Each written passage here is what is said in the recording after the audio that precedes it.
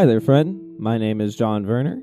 I used to be a part of the largest cult in the United States. After studying the Bible, Christian history, and ministry, I set my sights on confronting the problematic nature of white evangelicalism in the United States. In 2019, I published my first book as a first step in addressing the subtle issues of this complex system. This podcast will continue that work under the same title. Welcome to The Cult of Christianity.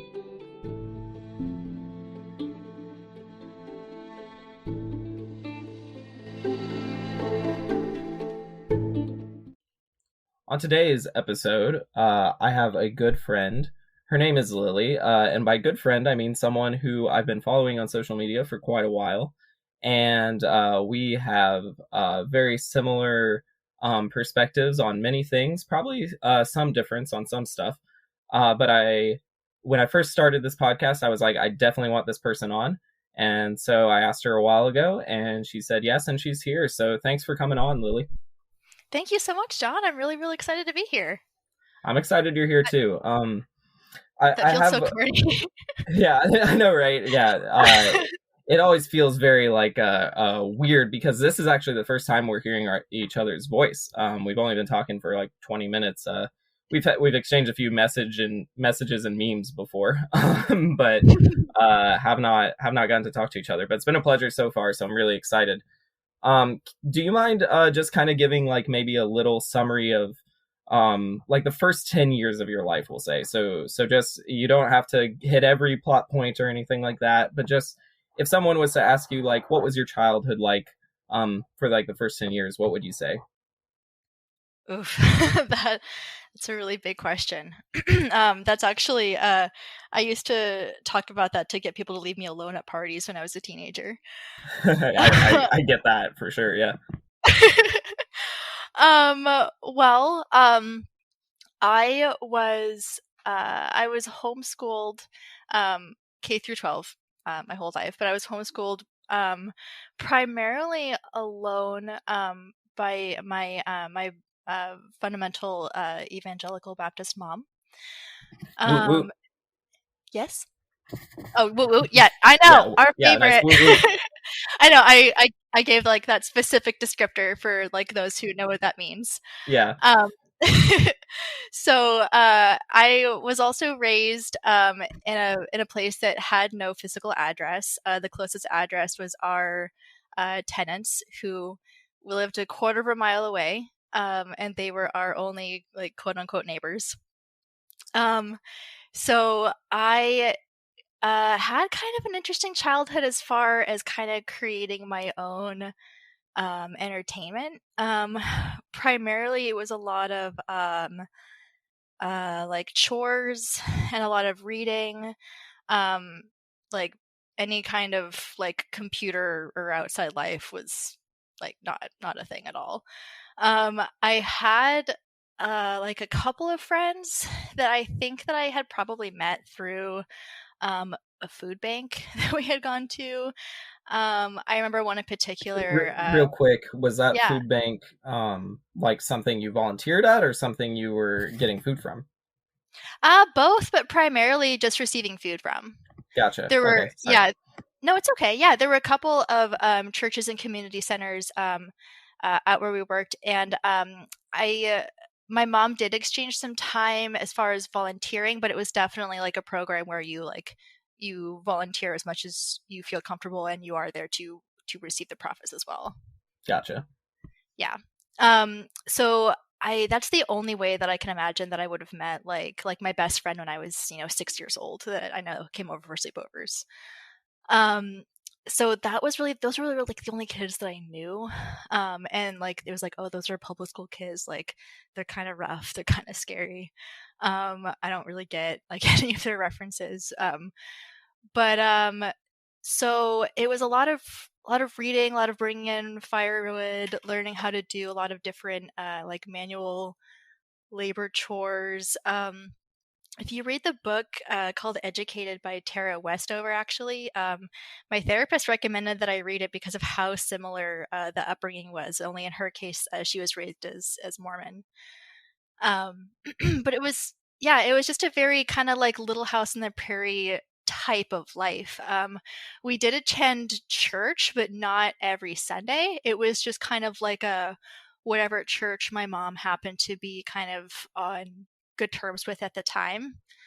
Sometimes we would drive like an hour to get to whatever that particular church was. The closest town was 45 minutes away. The closest stoplight was, I remember when it was put in, and when it was put in, it was like 20 minutes away. Wow. Yeah, so So that was a so little bit of my fairly mom. isolated feeling, huh? Very much, very much so. Where so she would church hop. Um, Mhm. was this so you say she was fundamentalist still though, so that's interesting only because I for me personally, when I hear fundamentalist, I think someone who's at church like 3 times on Sunday or something like that, and you're saying she wasn't always there. Um, Not so consistently, yeah. but she clearly at home at least was like trying to create that like Christianity is very important, right? Yeah, she her whole belief, I mean, I've read the Bible countless times, both with my mom and apart. It was like it was what everything was based around. And her whole reason, she says, for homeschooling myself and my 3 older brothers, who were my youngest brother is 13 years older than me, so I was kind of an only child, but she homeschooled them as well. Um, her reason was that she was not able to teach the ways of the Lord as they rise up, as they go about their day, and as they lay down at night. There's no way to do that unless it's her herself teaching her kids. And so she would actually say, kind of supposed to be in an ironic way, but she would say, if anybody's going to brainwash my kids, it's going to be me. And she was correct. um, but yes, that was like a kind of brief overview of my first 10 years as far as the day to day. So how did you think about Christianity and how did you feel about it? Like, did you think about it one way and feel differently about it inside at all? Oh, really interesting question. Yeah. My Do you mean as far as like the first 10 years? Yeah, especially when you're a young child, yes. Yeah, of course. Yeah. Um, you know, I truth was really important to me. Like accuracy was very important to me. So if I was taught one set of, I guess, storyline or belief, then that was my reality, and that was very important to stick to. Um, so my mom used to tell a story of when I was 3 years old at a funeral. Um, she was helping in the kitchen, and as one does when in a Baptist church. And the pastor asked just a rhetorical question in his sermon: "Who is this man, Jesus?"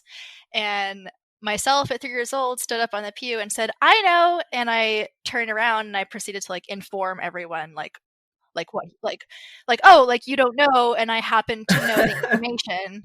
Like, I wasn't trying to be a jerk. I was just like, No, oh, like, you the I was pastor like, doesn't here's, know. I better step in here.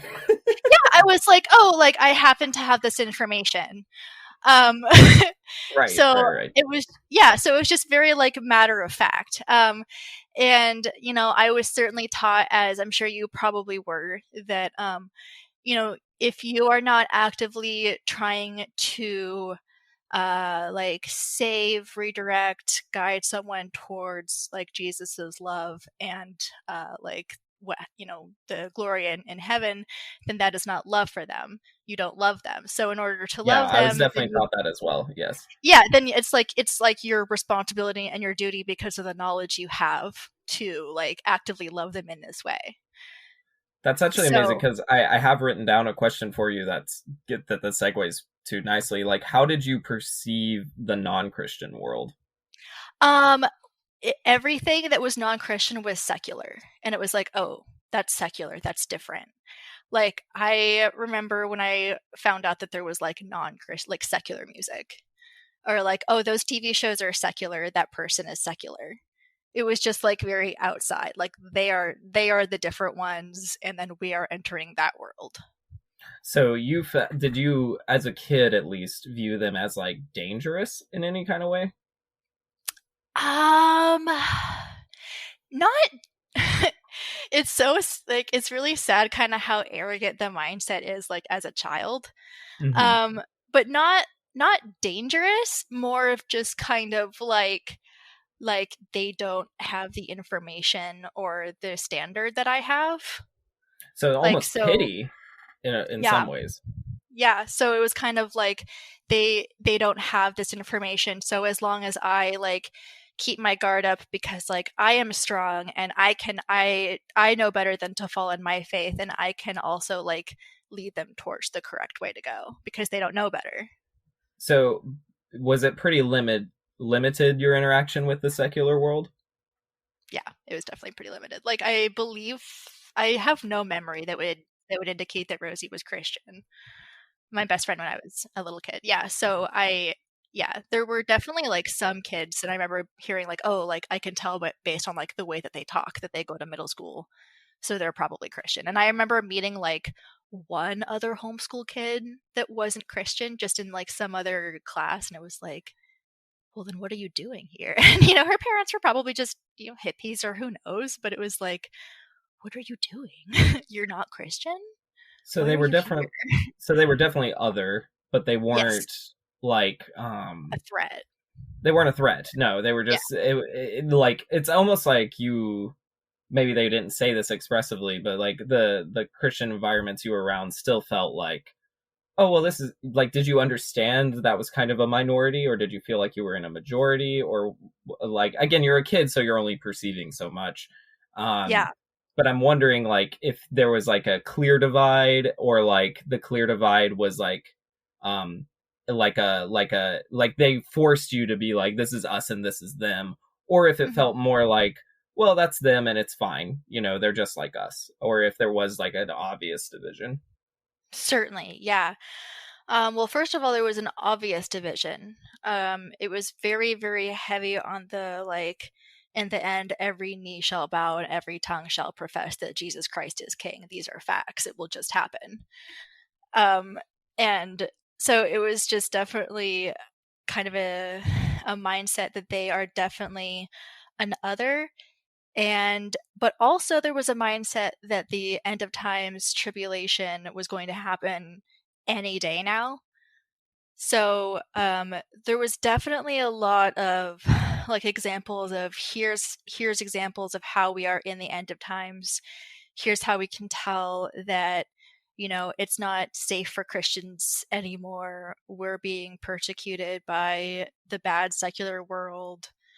It's a glory to be persecuted and hated by these non-secular majority people. Wow. So I mean, that's pretty. It almost feels, and maybe I'm mishearing, but it almost feels two-sided, where it's like the rhetoric is definitely like, stay away from the secular world, but in practice it didn't feel like they were so Love dangerous. them. Yeah, Yeah. yeah, right, like they're, don't do anything they do, but also like they're chill, like this almost It's like, yeah. yeah, it's like perfect practice of the like I don't think anyone really or I think a lot of people don't really think about how harmful it is to saying hate the sin, love the sinner, Hmm. Yeah, because I it's like mean, yeah, that it that splice has been done more, like Gandhi, I think, actually coined that first, and then Billy Graham kind of took it and totally. ran with it. And Yeah. that concept's interesting because at surface value, it actually doesn't sound that bad, right? Like it, No, it of course actually not. sounds like it sounds like Positive. tolerance almost. Mhm. It sounds like, well, we don't want people to fixate on how bad this person is, but we do want them to have a clear boundary and a clear line. Yes. Yeah. And it was interesting because I remember, this was after I was 10, but I remember like at a certain point, like as an adolescence, finding kind of the clear boundary of like, okay, well, since they do not practice the same beliefs, then it's impossible to hold them to the same standard. Kind of Yeah, like, Yeah, like kind of like, okay, well, this person is gay, but they're not a Christian, so obviously that's not wrong for them. Right. It's almost like, well, yeah. I mean, I've shared my biography a little bit in the last podcast, but it's not available yet, so you haven't heard it. But I will I will say that, like, I went to Bible college, studied to be a pastor and such, and that was a thing I heard more than once on that particular issue, was that, well, they're gay. If they're gay and non-Christian, they're going to hell anyways. That was literally the way they would phrase it, and it was so, like, if you actually break down that sentence, it's like the most unloving thing you could say about anyone. Because even if it's like true that you're like, well, you're trying to get like the badge of honor for saying you don't care that they're gay, you're trying to avoid your bigotry. but but what you're really saying is like, well, they're going to hell and there's nothing I can do about it. And it's like, what you're implying in that sentence is that you're one kind of person and they're another kind of person, and that's Exactly. horrific. Yeah, I was just about to say, like, if you boil down what they're basically saying this person is a waste. Yeah, and how sad that that's the rhetoric. I want to go back to your life and ask you, like, was there a specific year or time of life when you knew, and this is probably going to fast forward, but when you like knew you had left the faith?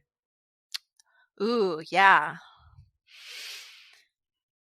Um, there's a couple of times where I had definitely experimented with losing the faith or with leaving the faith, and I think that that's probably pretty common, especially with adolescents, whether or not that ends up being a final decision for them. Um, I remember when I was like 19, I had moved out for the first time, and I had certainly battled with questioning my faith in a lot of different ways, wondering if I would leave the faith, but ultimately certainly never outwardly saying so.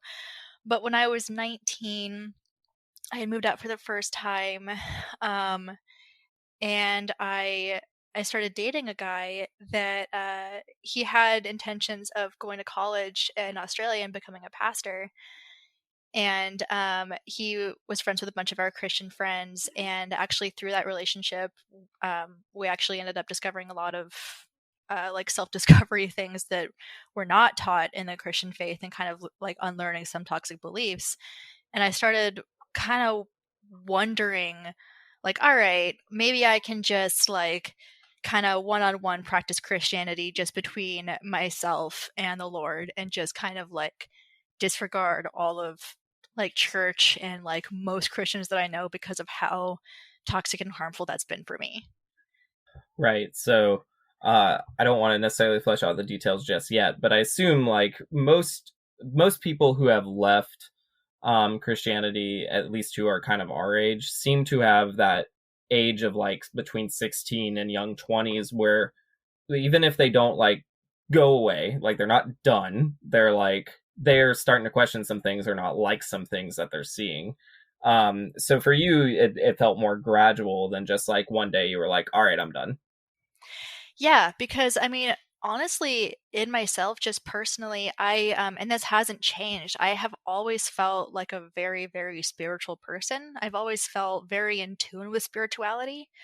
And I mean, when I was practicing Christianity as a young person, even when I was 19 and I was going to church, and 20 and I was still going to church, I would still like remove my shoes when I was in the sanctuary. And like I took communion really, really seriously. I wouldn't take it if I felt like I had issues between the Lord and myself. Like Oh I man, that's so fascinating. I have so much to talk about with communion, but keep Yeah. going. We might circle back around to that.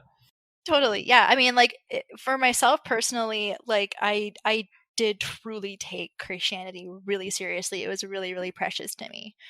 And so that was I'm sure that that was why I maintained the relationship that I did, apart from finding like such huge problems within the church itself and within my own experiences with Christianity. I tried to kind of find like, well, what's the truth here? What's the balance here? Um, yeah. Sure. And like, what are some examples, either positive or negative, and preferably both if you have them, but what are some examples of things that you keep with you still today from Christianity? Yeah, so Today, I honestly don't keep anything from Christianity. I did eventually move away from it when I was 22. It took some time.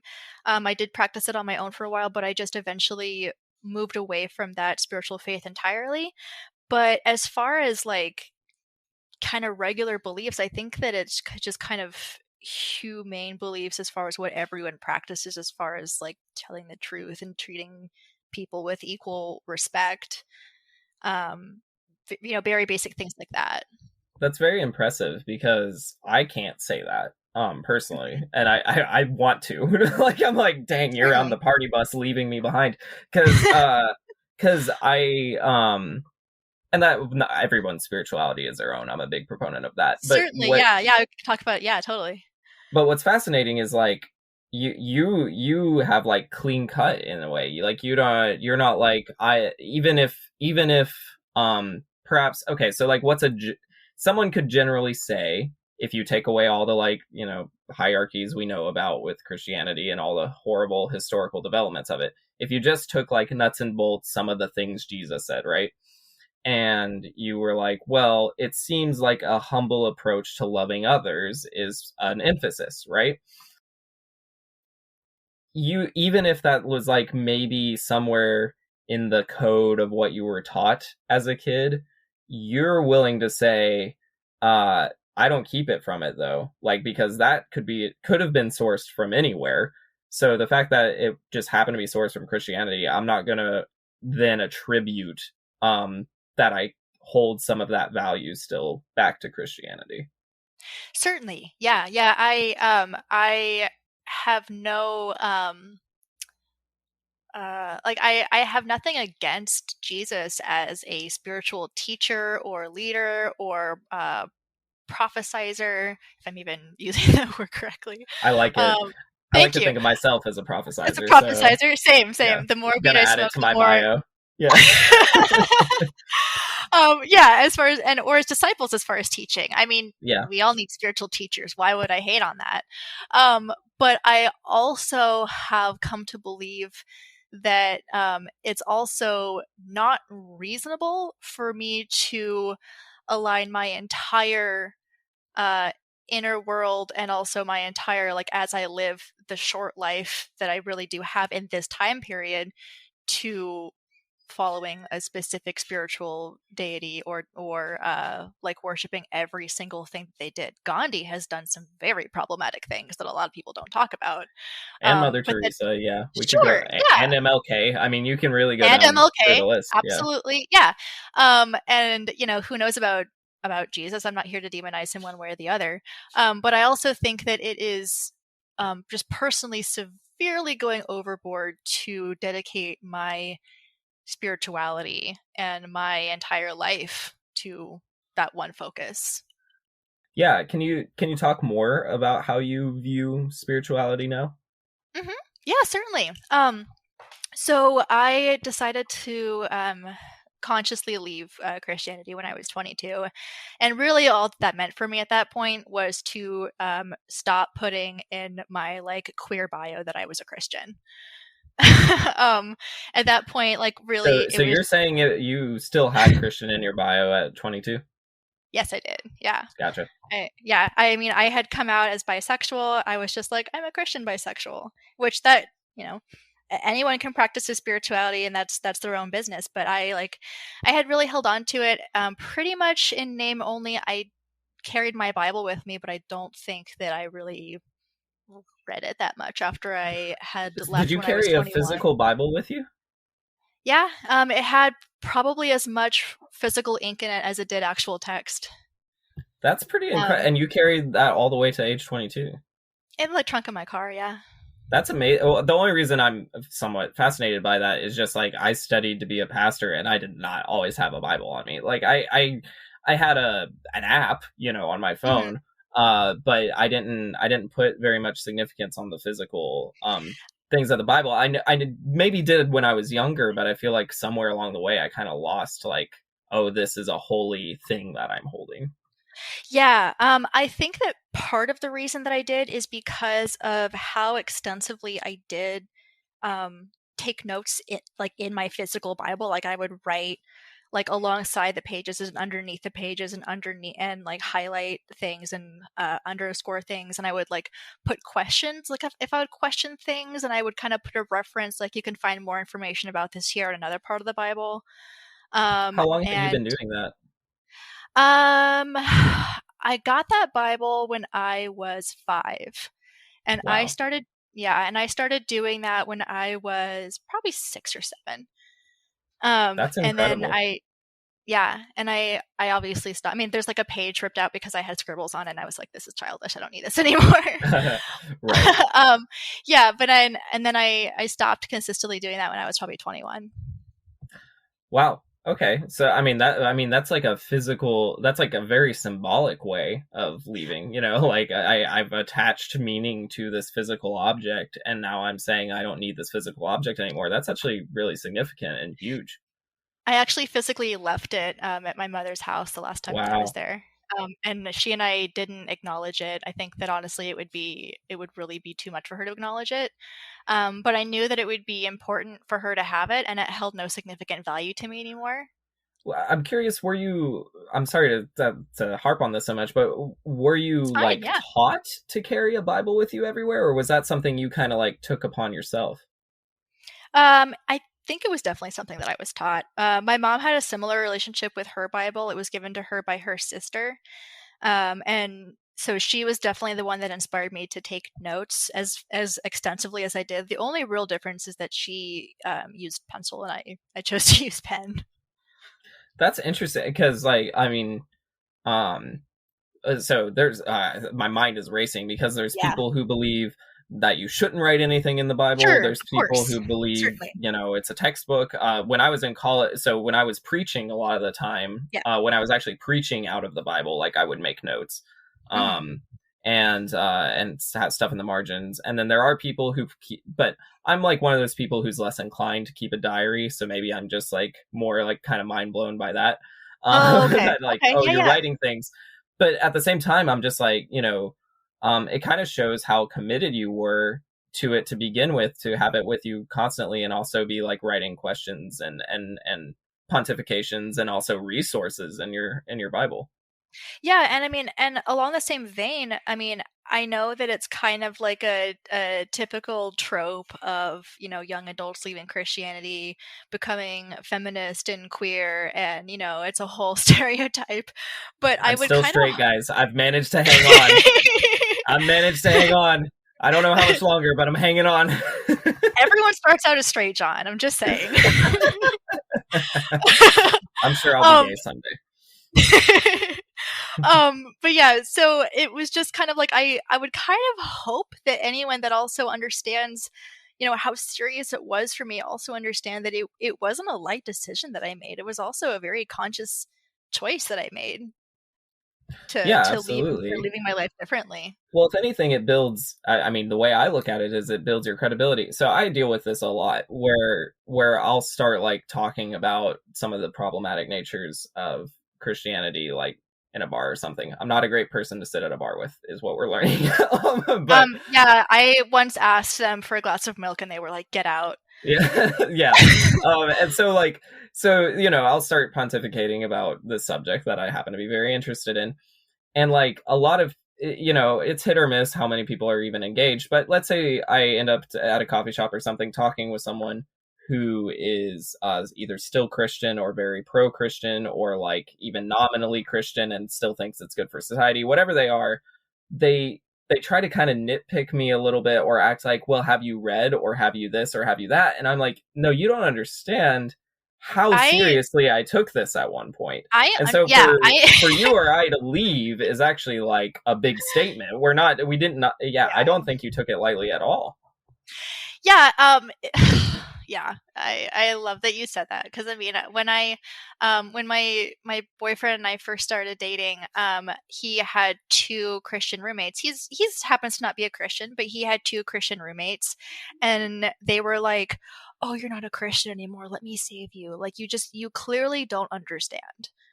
Like Yeah, you clearly just don't understand." there's nothing more insulting than like like for me as like a former evangelist and preacher to be like evangelized and preached at, it's like, what are you doing? I'm I don't want to sit here and validate and tell you that like I have been going to like Berean call conferences since I was 7 years old. Like I promise you Right. that you don't need to save me. I need to save you. No, I'm just kidding. Right, and then you do kind of be like, well, let me show you what's what. But yeah, I'm curious, and I know I've kind of asked this already, but I just want to get specific here. Like, Mhm. how much space in your mind does like either the figure of Jesus or just imagery from Christianity occupy? Even if like you're like, I don't believe that anymore, do you feel like it's still like almost haunts you? Like there's any kind of like Mm. leftover imagery or anything from those days? Interesting question. So so the first thing that comes to my mind to answer that is that I do happen to know that I still have two cross necklaces um, in my jewelry box. One of them is just like a gold chain, like small, kind of like a typical church going necklace, and the other one is just like a bit more serious, like metal church or like a metal cross. Um, and I, you know, I don't know why it feels so uh incorrect to get rid of them. So It's you do still feel a little like that's significant on some level. hmm yeah, and I mean I am still a spiritual person, and so I can't disregard the fact that that was still a spiritual belief. It still holds spiritual value. Yeah, there's a Um, merit to it, right? Like there's something there. I mean, it's one of the things I'd say that, again, you haven't heard me pontificate in my last podcast, but yeah, one of the things I harp on a lot is how I'm like, there's a reason this thing is popular, right? Like there's a of course. reason. And there's a lot of negative reasons why it's popular, but one of the positive reasons that it's popular is because there's something significant about cross imagery, empty tomb imagery, that kind of thing, Mhm. because it's inspiring on various levels. So yeah, if you have this symbol that personally is significant because of how you grew up and how you felt and all this stuff, but is also just like kind of a meta significant thing in a spiritual way. Well, humans Yeah, are excuse me, humans are very symbolic people. Yeah, of course. I'm just like agreeing with what you're saying. Yeah, it's very important. yeah, okay. So that's that, but beyond that, like it's more like that symbolism still attaches to you a little bit, but it's not necessarily occupying your mind too much. No, and actually, it's interesting that you bring up mind because, I actually brought up, so I also have diagnosed OCD, obsessive compulsive disorder, and that's one of the things that I am in therapy about. And I actually brought up in therapy, maybe a year or so ago, that it occurred to me that actually maybe there is not a higher power. Like monitoring my thoughts and my inner world. And that was the first Uh, time you had said it out loud. mhm, Wow. I Yeah, think. I mean, I may have like talked about it to a friend or whatever, sure. just kind of like as a isn't that But crazy, this was dude? like this is like a serious marker for you because you But lived it your was, life as if your thoughts were a book for somebody. and I didn't Um, necessarily live my life that way. It was still like especially after I like, consciously left Christianity, it was like my thoughts are of course my own, obviously, but sure. like it was it was just kind of this weird realization of like, huh, my thoughts actually have maybe always been private. Yeah. I have one more question about your current spirituality. Like, do you view, and this is vague, so go any direction you want with it. Do you view spirituality as having a communal component, or do you view it as like strictly individual? I think that it is entirely up to whatever works that for that particular person. I think that communal can be really, really beneficial as far as like uh, helping you along in practices, or as far as asking questions, or um, saying like, "Hey, I think that you need to question your approach to this," or like, have you considered doing like this way? Like, for example, like, if you burn herbs or something like in a cleansing something, it's pretty typical to bury them. Well, if you bury salt, that's obviously harmful for the ground. So have you considered using like ground eggshells instead, type of thing? So I think that it is valuable totally to have that community of other people. But I did actually leave another spiritual group that I had kind of become pretty seriously involved with because I realized that it had a similar kind of hierarchy.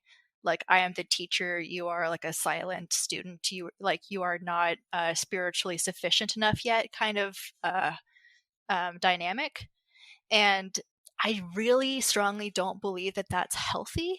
I really think that kind of someone's spiritual journey is definitely something that needs to be what is intuitively right and aligns with them and their own like core belief and core sense of who they are and who they are in this world and their purpose. And if someone kind of tries to step in and say, actually, you are not spiritually sufficient, let me show you the way, it's like, why?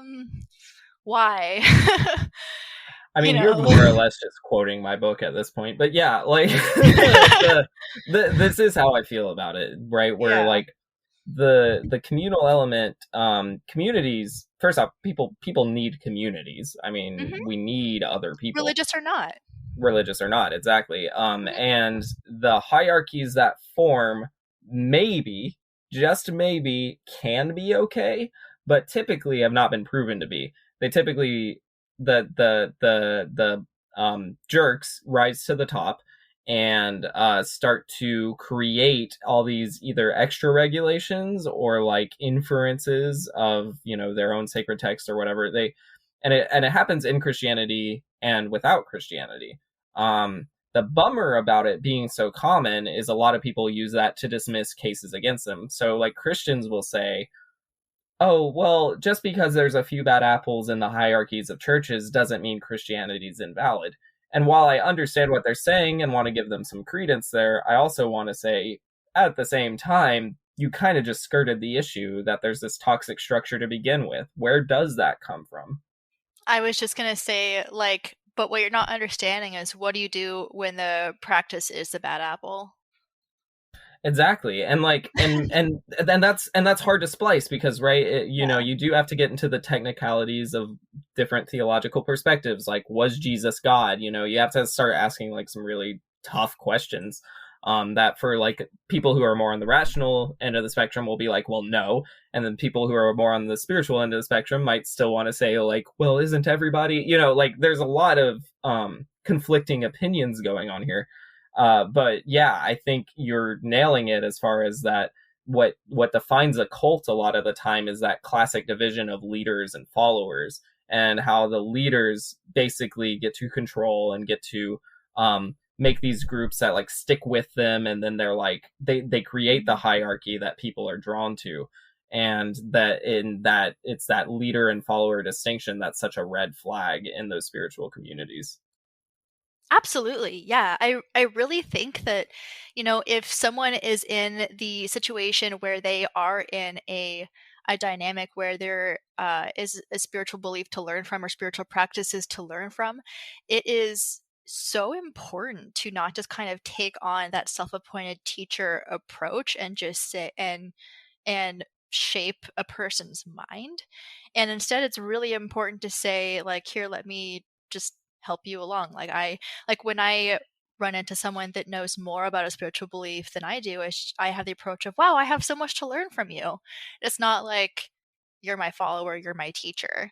And then if someone kind of comes to me with the approach of, I'm your teacher, and if you don't do it this way, then everything that you do is incorrect, it's like, we need to pump the brakes. This is not the dynamic I agreed to.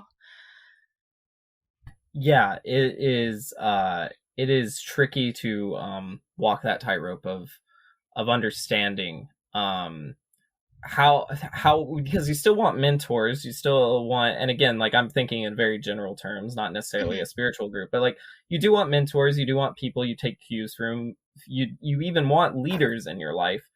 um But what you don't want is someone who is a ruler and someone who is like decreeing things more or less. And it's really frustrating because some very good people can be in those roles, or seemingly good people, but the Mhm. structure still creates like an abusive environment, even if it's very subtle and unrealized to, the first look at it.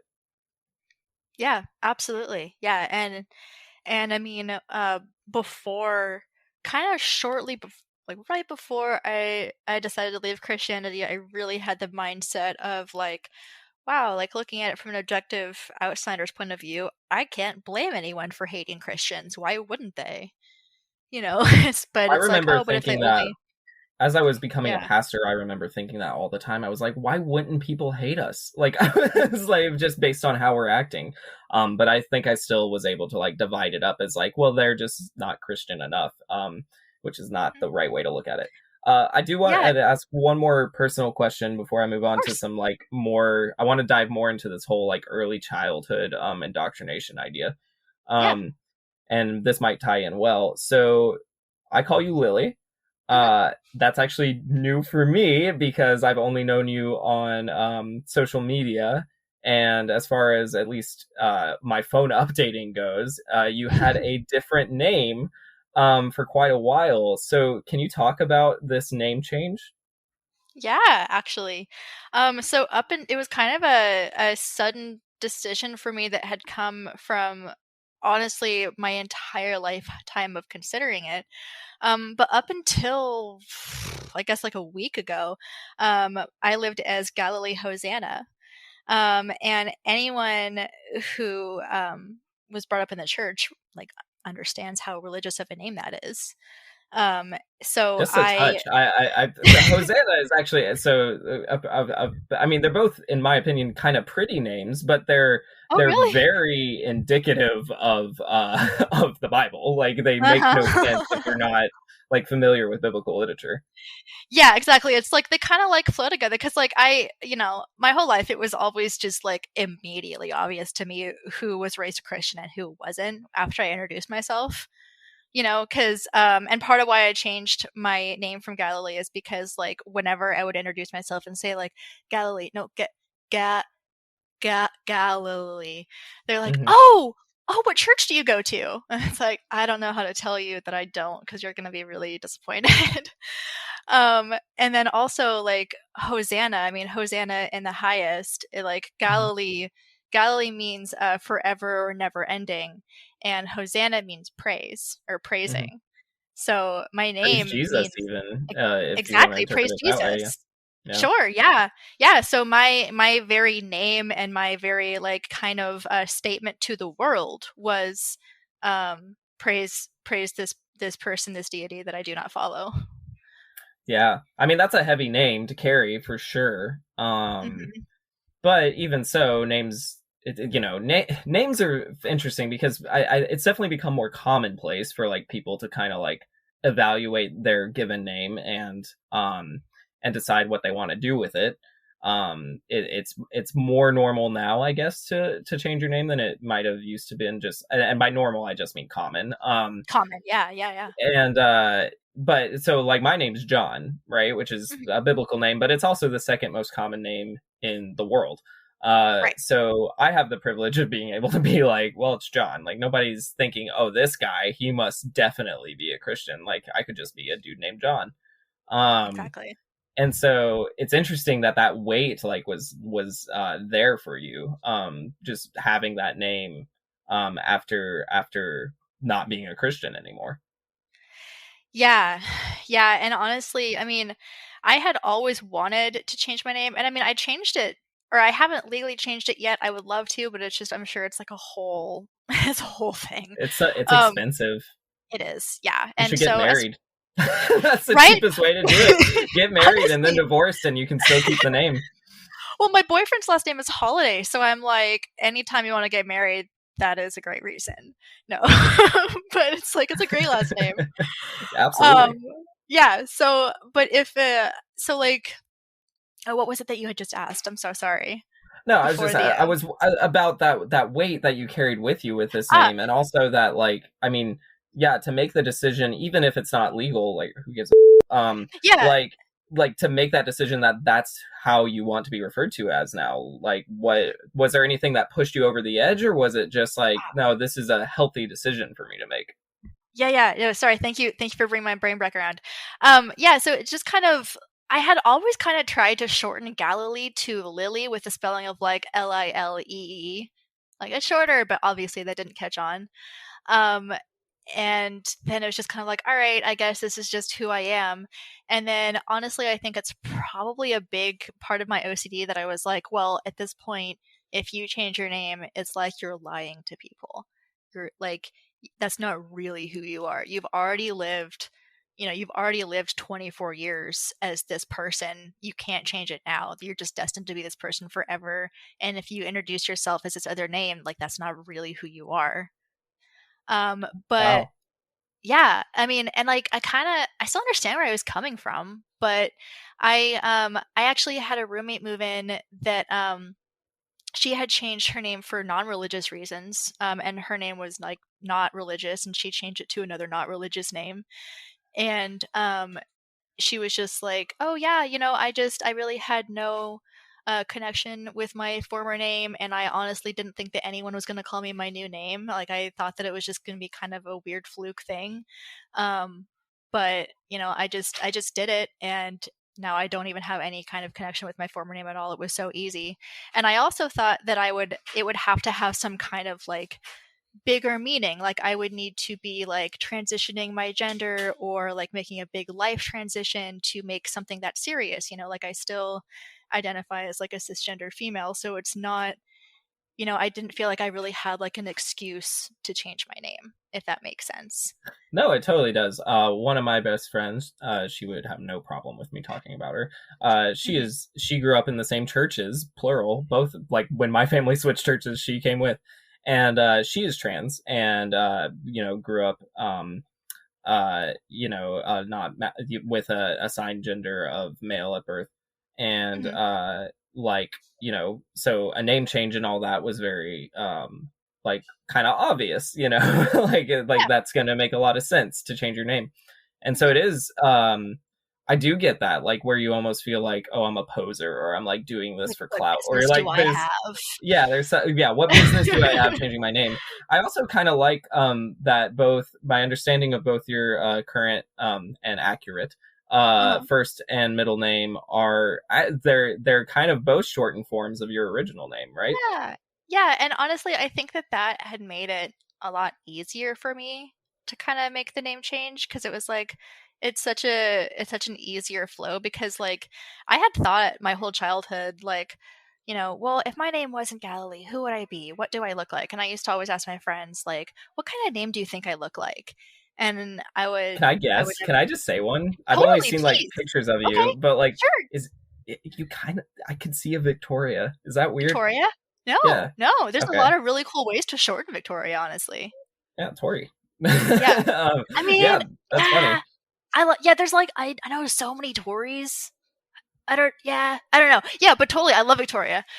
Yeah, but like so Lily like had always been like a in my mind shortened, but then I was like, you know, I have kind of a grown-up job and I would like to be taken seriously. I've already kind of struggled with not being taken seriously just as Yeah, like a small framed like white female in society or whatever. yeah, Well, being white has and nothing to do young with it, too. I but mean, just yeah, and young. yeah, it's rough when you're in your me included. Like when you're in your 20s, it's just like getting anyone No to one take you takes you seriously. seriously. It's so awful because it's like it sucks because like with every birthday, I'm like maybe finally someone will take me seriously, It never and happens. no, it never happens because I'm like, I mean, now I'm 24 in April. I'll turn 25, so like yeah, I am in my mid 20s, and it's like cool. I am an established adult, right? And then I'm realizing like, oh, actually, this is it. Like this is what it's gonna be for you. I'm actually gonna take that segue and go somewhere with it. So imagine that. So like with like this feeling of like not being taken seriously due to our age. I wonder how much of that is generational and like societal level, and like how much has been different over the years. But what I do know is like I've studied very, very briefly, and when I say studied, I don't mean I just did a Google search. Like when I was in school, I I was very fascinated with the idea of early childhood development, right? Mhm. And it's fascinating because children primarily function in a binary way. They want to know what the right thing is to do and what the wrong thing is to do. That doesn't mean they always do the right thing, but that's how they think. They think this is right, this is wrong, this is right, this is wrong. And that's kind of how, like, when you're, less than 8 years old, that's how you think. And it doesn't always go much deeper than that. And that, like, at that age, children's like closest bonds are like the family they have or the friends they spend a lot of time with, and they're constantly observing the world around them for social cues, and they're dependent on those in their immediate environment. And the early years are so crucial in setting like a trajectory for their entire life. And so kids go from being when they're that age kind of easy to control because you just tell them what right and wrong is, and more or less they'll somewhat follow it, to being a lot more difficult as they get older. And as they get older, the clear lines of what they think is right and what they think is wrong get blurred. And sometimes you'll see preteens start to like kind of change how they look or dress, or they'll like modify how they talk, and they'll certainly start listening to different kinds of music and that kind of thing. They're curious to learn about the world, because the world is so much bigger than they perceived as kids. And that always fascinates me because it's easy for me. Like, I have a really good memory, like an unfortunately very good memory. So do I. Yeah. And so I remember a lot of my childhood, and it's hard because since I have so much of that information in my memory bank, I feel like the same person today. Like, I don't feel like, oh, that was such a long time ago. I'm like, no, that was me. And it's harder to dissociate from it. And so I wonder how much that plays into things. That's just always fascinated me, especially when you relate it back to Christianity. And I wanted to tell one quick story that will probably not be quick, about the my long hair. It's a topic that has wowed people for decades. No, my long hair is like this whole complex. It's this whole thing. And here's where it started. And I do mention this in the first chapter of my book, but I don't go into a ton of depth about it. When I was growing up, so most of my life, I had a buzz cut. And the reason I had a buzz cut was purely practical. My parents could do it. They could run a razor over my head and boom, done. And so as I was growing up, I didn't really care because I also viewed it as very practical. I was like, I don't really have anything to wash. Like, this is very easy. Who cares? But then when I started reaching that, I was a little bit of a late bloomer. So when I was already a teenager, I wanted to start growing my hair out. One of my primary reasons for wanting to grow my hair out was I was in this punk rock band, and you got a headbang in the punk rock band. And so I was like, well, I need to grow my hair out so it looks cool. Obviously. It's absolutely, yeah, and trying to match the whole emo look and the rest of it too. You got it. I'm still in my emo phase. Yeah, right. I feel that way a lot of the time too. It's not a phase; it's a lifestyle. Yeah, exactly. And so as I'm growing older, I'm growing my hair out. I actually asked my dad for permission, which he granted. He was like, "It's your hair. I don't really care." And I was like, "Cool." And so I grew my hair out. Well, long story short, at age 16, there were problems in my church. I write a letter to the church to address the problems. At 16 years old, I have a meeting with 3 elders in my church. They berated, they actually wanted my parents to be there, and I asked for my parents not to be there because I felt like it was my issue and not my parents, and I wanted to kind of take ownership of it. And so they respected that. Unfortunately, that was a bad call because those 3 dudes just ripped into me for 3 hours about how sinful I was. And one of the things that one of them said was how sinful my long hair was. They were saying I was trying to look like the world and all this and the rest of it. And what I think is fascinating about that long hair story, and there were a lot of other horrible things they said, but the reason I find that one so well, yeah, it was bad, but that's what therapy's for. So, but after all of that, they managed to, they were trying to land the plane. They were trying to do whatever. I don't know what they were trying to do, But I was very Mm-hmm. upset. I didn't back down. I knew for a fact my long hair was not sinful. And it's great Yeah. now because when I look back as an adult and I think about how early childhood development works, I realize that the leaders of that church that I went to wanted to age regress me. That's what they were doing. And they wanted to keep me in an easier to control mindset. It had nothing to do with a loving God or fostering a healthy environment or not being sinful or looking like the world. It was all about control. They wanted me to look a certain way so I'd be easier to control, but also they didn't want me to progress in my own identity. They wanted to keep me in a very early childhood type mindset that only views this is the right thing to do and the wrong thing to do. And I'm curious. I'm sure even, and I'm a dude, right? So like I'm talking to you who was in this culture as a woman who men across the board, Christian or not, try to control how women look. But in a Christian culture, it's even worse. Like, did you experience anything like that while you were growing up? Oh my god. Have you seen a meme of like Julie Andrews doing math? Oh yeah, yeah, That's me right now. yeah. This is, I'm telling you, this is something I think about way too much. So yeah. Thank you, first of all, for sharing that story with me. I really value that experience, and I'm so sorry that you went through that. That's toxic as yeah, F, honestly. it was it has more weight than I wish it did. It's one of those experiences, you know. Mhm. I unfortunately understand. I actually have a hair story. Oh, please tell your hair story. I want to hear this hair story. I have a hair story. I'm so excited. I had no idea this was going to be a hair podcast. Let's go. Yeah, I actually had, you've seen my photos. You know that I have short hair. All about I'm the pixie cuts. all about it. Kind of miss my fade, not gonna lie. It was so easy. um, yeah, I had this really cool like fade with disconnected sides. It looked like so awesome and it was so easy to take care of. But I'm really, really trying to grow it back to my collarbone because I think that's my calling. Um, but for most of my life, I actually had waist length hair. Really, And waist length. waist length hair, like it came down to like probably like where like the hem of your like the not hem, but like where the like top of your jeans would probably come. Gotcha. So almost Um, sitting on it, but not quite. Yeah, I wasn't sitting on it. Weirdly, I was allowed to cut my bangs when I was 17, probably because my mom also had her bangs cut. Oh wait, so you weren't allowed to cut your hair? No, Whoa, I was whoa, not that's allowed to big. cut my hair. By just your, okay, so by your mom was the Yeah, one not letting you. I didn't really grow up with a consistent father figure.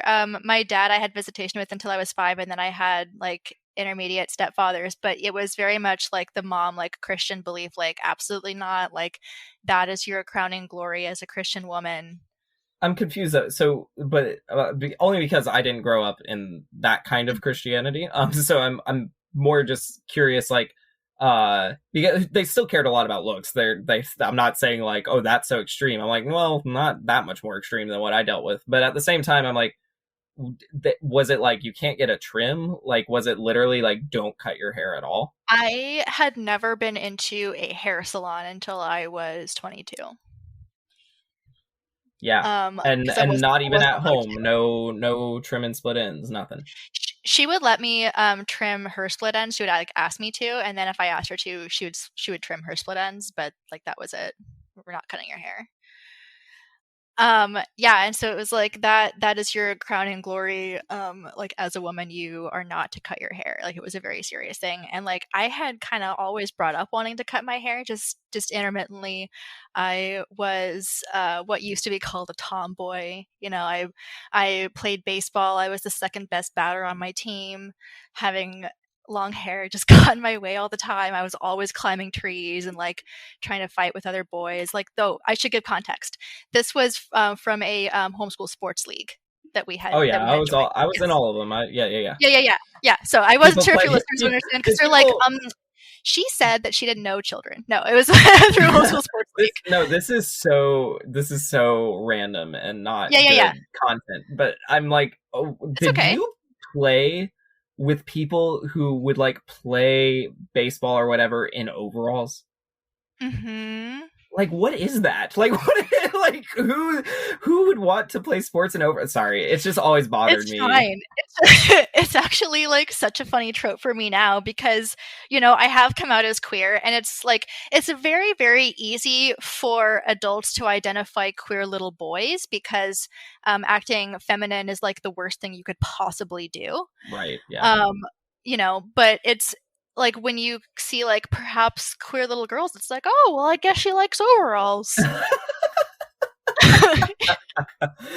I would love to catch up with some of those people I play baseball with, but Yeah, I'm not sure. looking back, I'm like, you know what? I knew a lot of genderqueer children. Yeah, who may honestly never feel that way. No. Yeah. So that's actually like a very random point. Yeah. So I totally played for like homeschool sports leagues, which is cringe. But yeah. So long hair is just like not practical. I pretty much always had my hair in a ponytail. Um, and then when I let's see, it was right before. I guess it was like right before I had moved out for the first time. I moved out for first time when I was 19, and then moved back home for a year and a half, as unfortunately a lot of us do. And then, I moved out again when I was 21. But when I was 19, I had some really large argument with my mom. It wasn't even hair related. I don't know what it was about, but it was pretty serious. And she had left the house, and I took a pair of kitchen scissors and I went upstairs and I very carefully in a circle cut my hair up to my collarbone all the way around. That's actually pretty impressive. I mean, it's just while ballsy listening to to do it. while listening to Avril Lavigne, of course. I wasn't Oh going in yeah. alone. Well, that'll inspire the most That'll heroic inspire moments for anyone. Yeah. exactly. Avril Lavigne has got to come with you on those journeys. Yeah. Exactly. Yeah. But yeah, I still actually have a photo of like I gathered all of the hair into like one ponytail because I'm like, I don't know, my mom's gonna want this, and she totally did. She totally still has it. Um, Sorry, I don't mean to laugh. it's like I can't even talk about. Yeah, it's a whole thing. Well, I don't mean to cut you off. It's just funny that like Okay. we almost have opposite hair stories because a continuation of mine is actually that I didn't cut my hair again because they told me I should cut it. So I was like, I like No. hardly ever cut my hair because it made me so mad. And so I literally like I didn't even like getting trims or anything. So I grew out Yeah. my hair for a lot of my life. And I actually just got my first stylistic haircut like weeks ago, and it How was was that? literally it was How'd that feel? it was an event, and it really Yes, shouldn't have it been. is. It is. But Yeah. yeah, I got like I had it both ways. I just like I got an undercut, so I could basically have the same hair. Oh, I love an undercut. It I feels love nice. it. It's Yeah. I'm gonna make you mad, but here in Georgia, it's actually really hot, so it's been great. No, actually, it's all right. I'm kind of like our Washington weather isn't that bad right now. It's actually like we're in the like intermediate spring. I know it's not really spring, so I'm Mhm. not getting too excited, but it's not too bad right now. That's good. Yeah, no, it almost capped off at 80 degrees today. It was Oh my ridiculous. gosh. I can't. No, it's like I yesterday I was like, I wonder when we're gonna hit 50. That'd be nice. Oh my gosh, yeah. No, I did not do well in Washington. Yeah, a lot But of people don't. Yeah. well, and I was in Spokane, so it was very like snowy and awful and God, it's just bad. Moving Yeah. on though, But oh, I had something on oh yeah, and I had more to that story too. well, keep going then.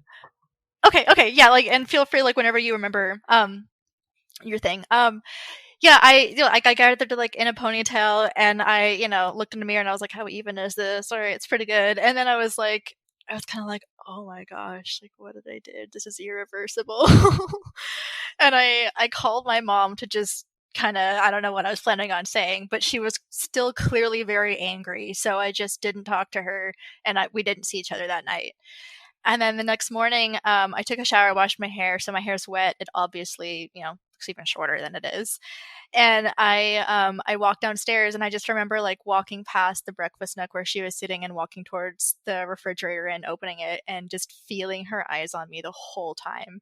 And she didn't speak to me for 2 days, but I did hear her tell my stepdad like Galilee mutilated herself. I'm worried about her. Um, Wow. yeah, and then that was very shortly before I moved out, and I got a lot of verbal traffic, if you will, about cutting my hair and mutilating myself. That's wild. I mean, and that's actually like, I mean, it seems this is what I don't want to happen to anyone who's listening. It's really easy when you hear stories like this to go, "What an extreme instance." But I'm like, no, It's not. they use that kind of language all the time, even on like different things. So like a and like some of it comes from biblical language, but a lot of it's manufactured. Like a lot of it is just this idea that like, yeah, if someone does something wrong, it's not like, oh, like let's play a hypothetical game for a minute and say women shouldn't cut their hair for some reason, spiritual or otherwise. Let's just say that's true. It's not, but let's just say it is.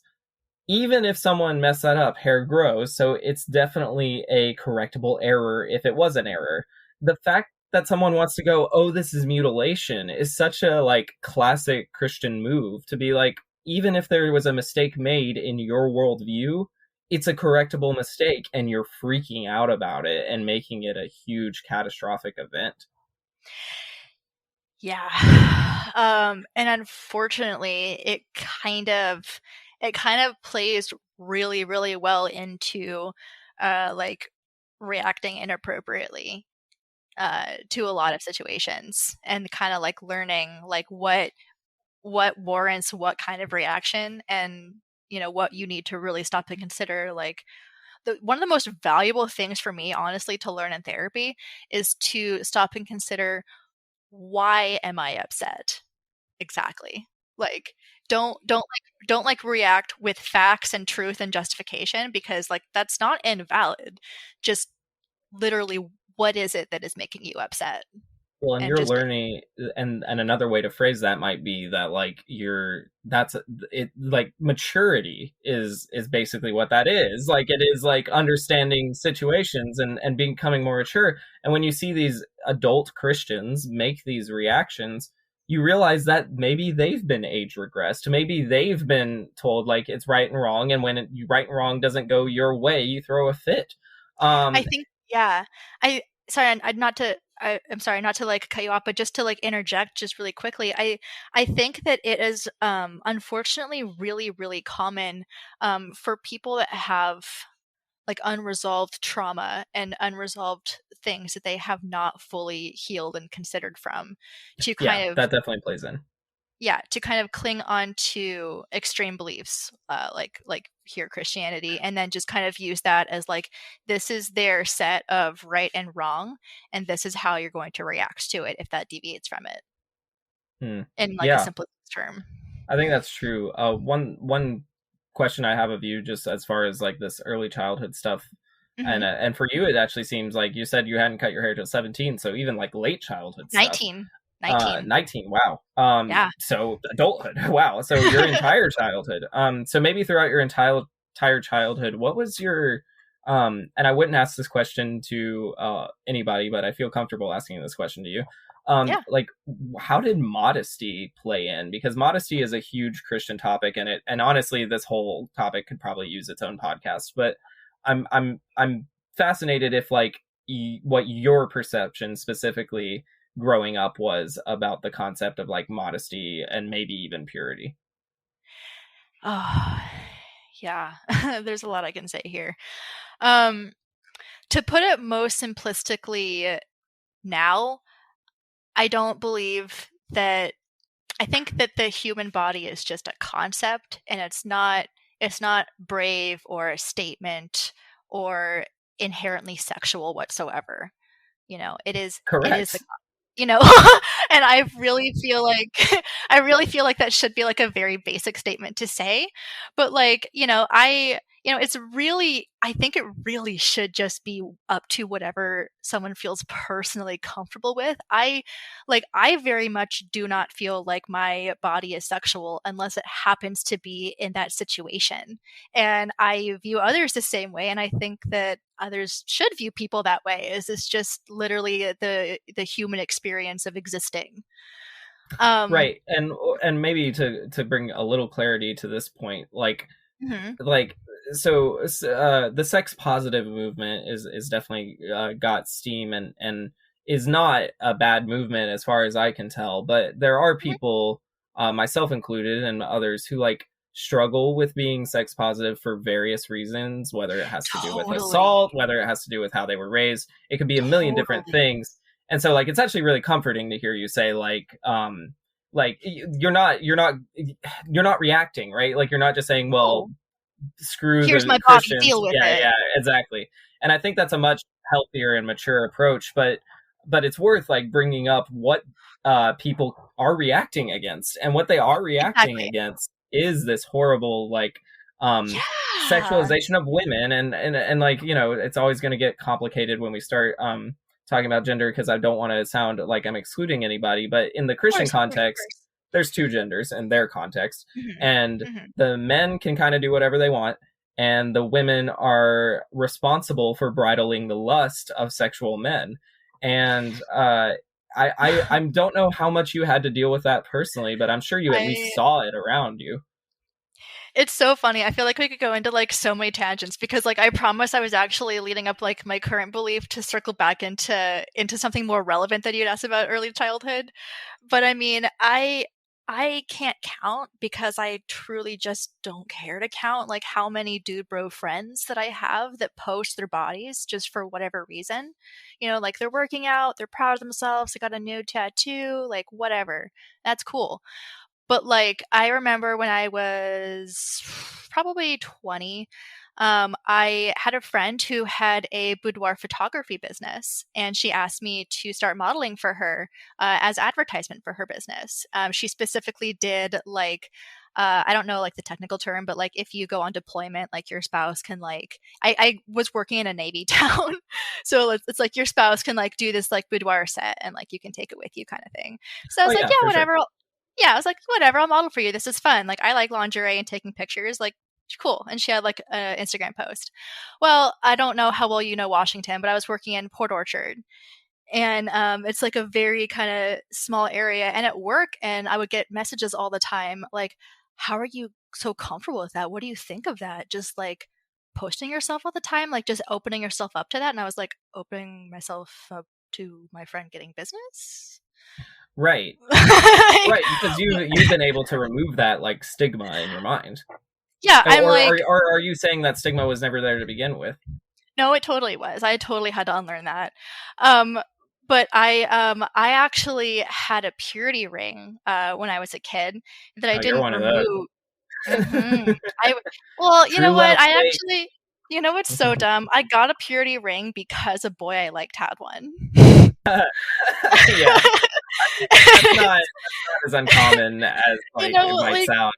classic. I know. I mean, like what? The Jonas Brothers also started out with purity rings, and then Oh my it gosh, was like, that's so true. do you remember that? Yeah, the Oh Jonas Brothers started out with purity rings. They're like, it's cool to not have sex, and they're like, and everyone else was like, you're right. Yeah. but um, but it's because they all wanted to have sex with the Jonas Brothers. of course they did because they're That's sexualizing funny. the Jonas Brothers. Oh my Um, gosh. yeah, and like I didn't take it off until I was 13, so I literally put it on when I was like 9 or 10, which is gross. Yeah, First of why all, why are you even thinking about it? Yeah, gosh, why that's are kids being talked to about ownership, like their bodies belonging to something else? yeah, Like, yeah, it's yeah, rough. Well, yeah. so you weren't allowed to cut your hair. I'm sure you were like taught to only wear certain types of clothing. I remember when my mom found a John Mayer CD under my bed when I was, oh, I don't know, maybe 14. And she'd made me write the lyrics to Your Body is a Wonderland, like, I don't know, 50, 100 times. And she's like, it seems like you know the song pretty well. And I was like, well, it's a good song. I don't know. And another time she like found like a 17 magazine. She's like, this talks about masturbation. Did you not know that? And but I was really curious because I mean, I was obviously going through puberty at the time, and I was trying to like check out books from the library and kind of get information and like sneak passwords to try to Google stuff, which was not the correct way to learn things. But Yeah. definitely, you know, modesty and everything was very much tied into sexuality. You know, I would get in really, really big trouble if there were like even male family members at home and I like wasn't wearing a sweatshirt or a bra under my t-shirt. You know, it's like, what are you trying to advertise? You know, like what is it that you're trying to seek attention for? Yeah, I can't imagine because, like, again, like, I mean, the only thing I can relate to being, you know, the cisgender straight white golden boy Mhm.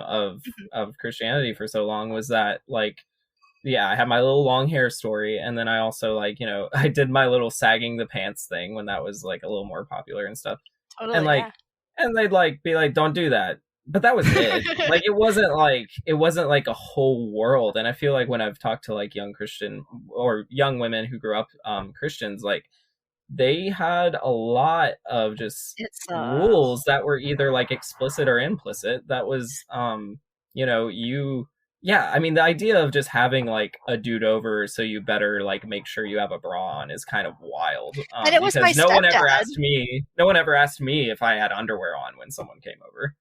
Yeah, and it was my stepdad. It's like, Yeah. why? You know, I mean, I remember when I was 9 years old, there was a co-op that I went to that had an all-girls Proverbs 31 class, Oh and no. I, yeah, I know, like, you can already see like where this is going. Um, so yeah, Can it you was an weave a all. basket? Can I what?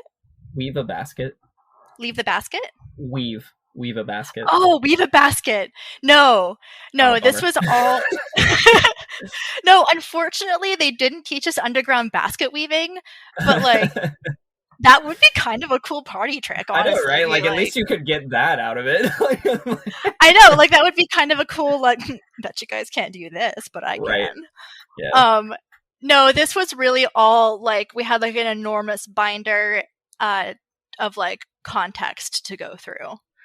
Gotcha. Um yeah, so it was really more like instructional, like how to be the godly woman of Proverbs 31.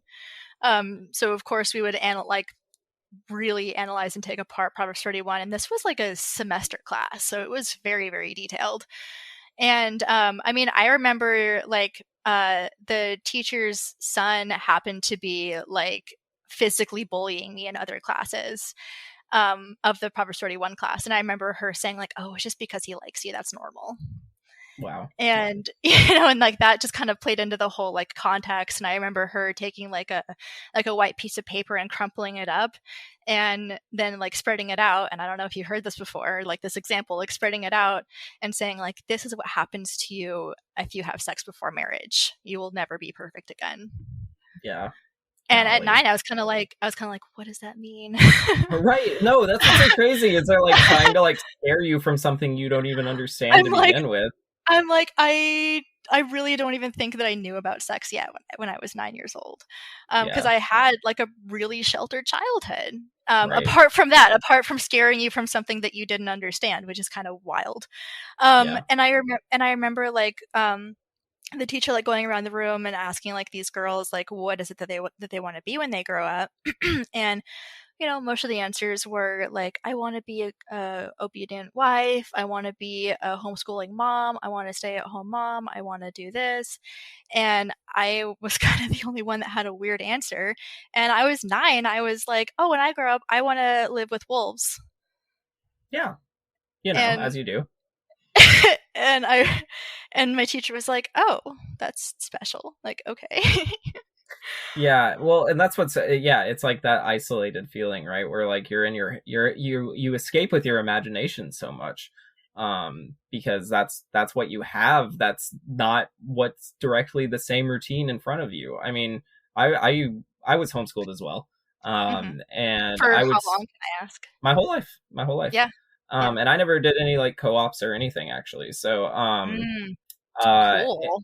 Well, sort of. I mean, like, I did do the like homeschool sports, and I did like no, like there was like an unofficial like homeschool group where we would go to like different like museums or whatever, but we never like studied together or anything like that. Got it, got it. And yeah, a You were lot being of my socialized. right. And so a lot of my childhood, like I would just like go out with my fake BB gun that I had into the woods that my family lived on, and this is also problematic, but I would imagine I was in the Civil War fighting for the Confederacy. Totally, Um, totally, as one and does. and yeah, and it's crazy to think about how many hours I probably spent doing that. And like, sure, kids use their imagination. It's not that abnormal or unhealthy. But what's fascinating is I'm like, but it's kind of all I had, because like the Yeah. real life was basically just go to church, hang out with people from church, and then study your Bible. Like that was life. And so like any kind of escape felt really good. Yeah, I did similar things, especially, living secluded. There's problematic things here to follow, but I had myself like a coonskin cap and like pocket knives, and I would like go out into the woods, and I would like pretend that I was a settler, like a pilgrim settler, and Right. I would meet other like Native American tribes, and That's so in keeping with like for me Georgia mythology, and for you yeah. Washington mythology. So yeah, it's so funny.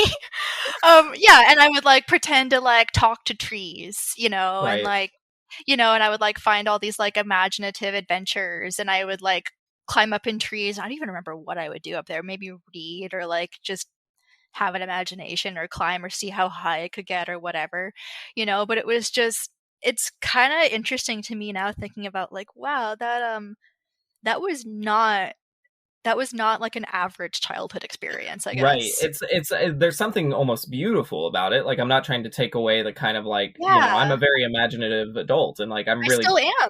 yeah, Yeah. I'm really glad like I had all those like opportunities to kind of get lost in my own mind. But in the Yeah. same vein, it's also kind of sad to realize the reason I feel a little different from other people or something like that is because that's partially because um it isn't normal for in the middle of a weekday to be in the woods by yourself for hours at a time imagining worlds.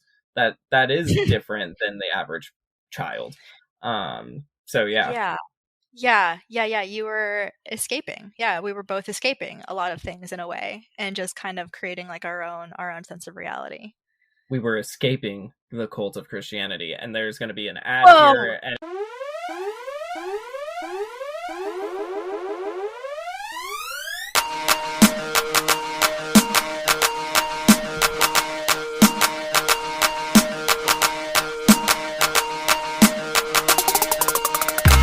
buy my book. You can buy my book.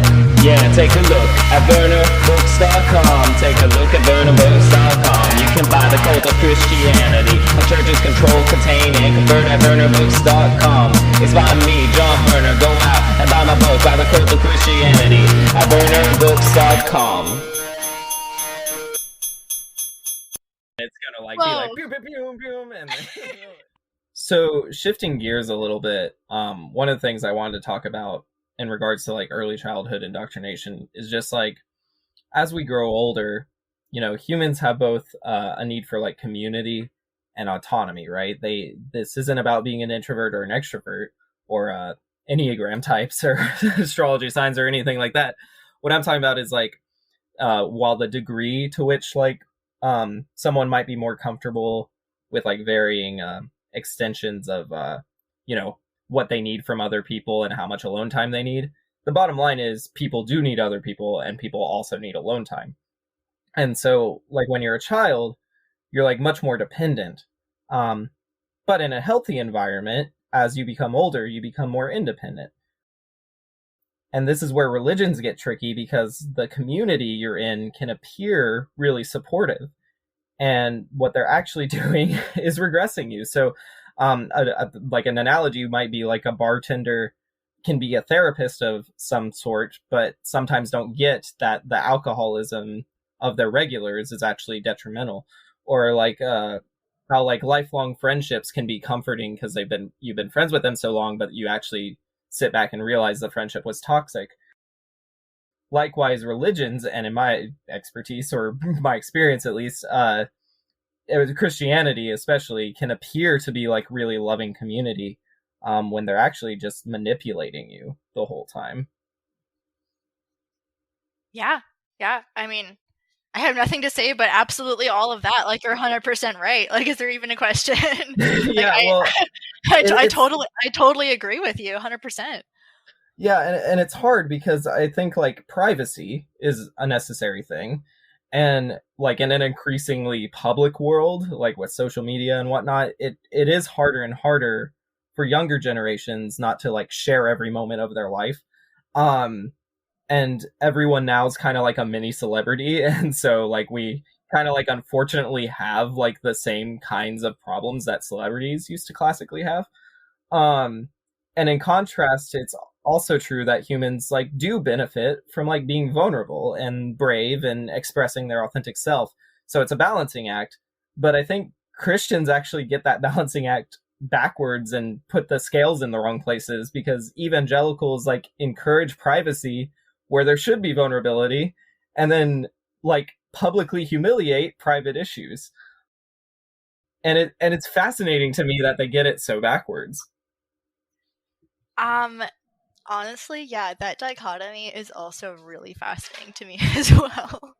And it's it's hard for me because I feel like there's kind, at least for me, I haven't found a way personally yet to really analyze why that might be without assigning like an assumption of guilt, if that makes sense. Because it's like, Their guilt or why yours?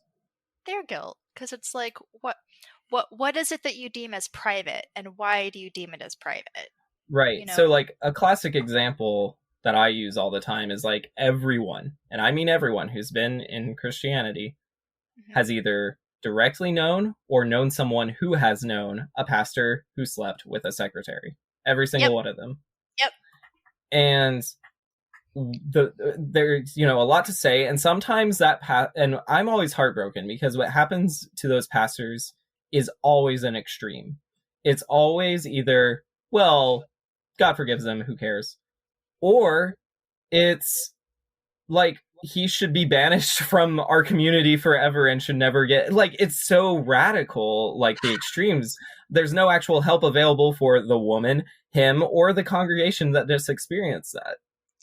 I know, and it's like, there's so many different directions that could go, because I mean, obviously, like, completely depending on what the particular circumstances, it's either like, um this was a very sad mistake, and whether or not he and his spouse can or will move past it is a private matter.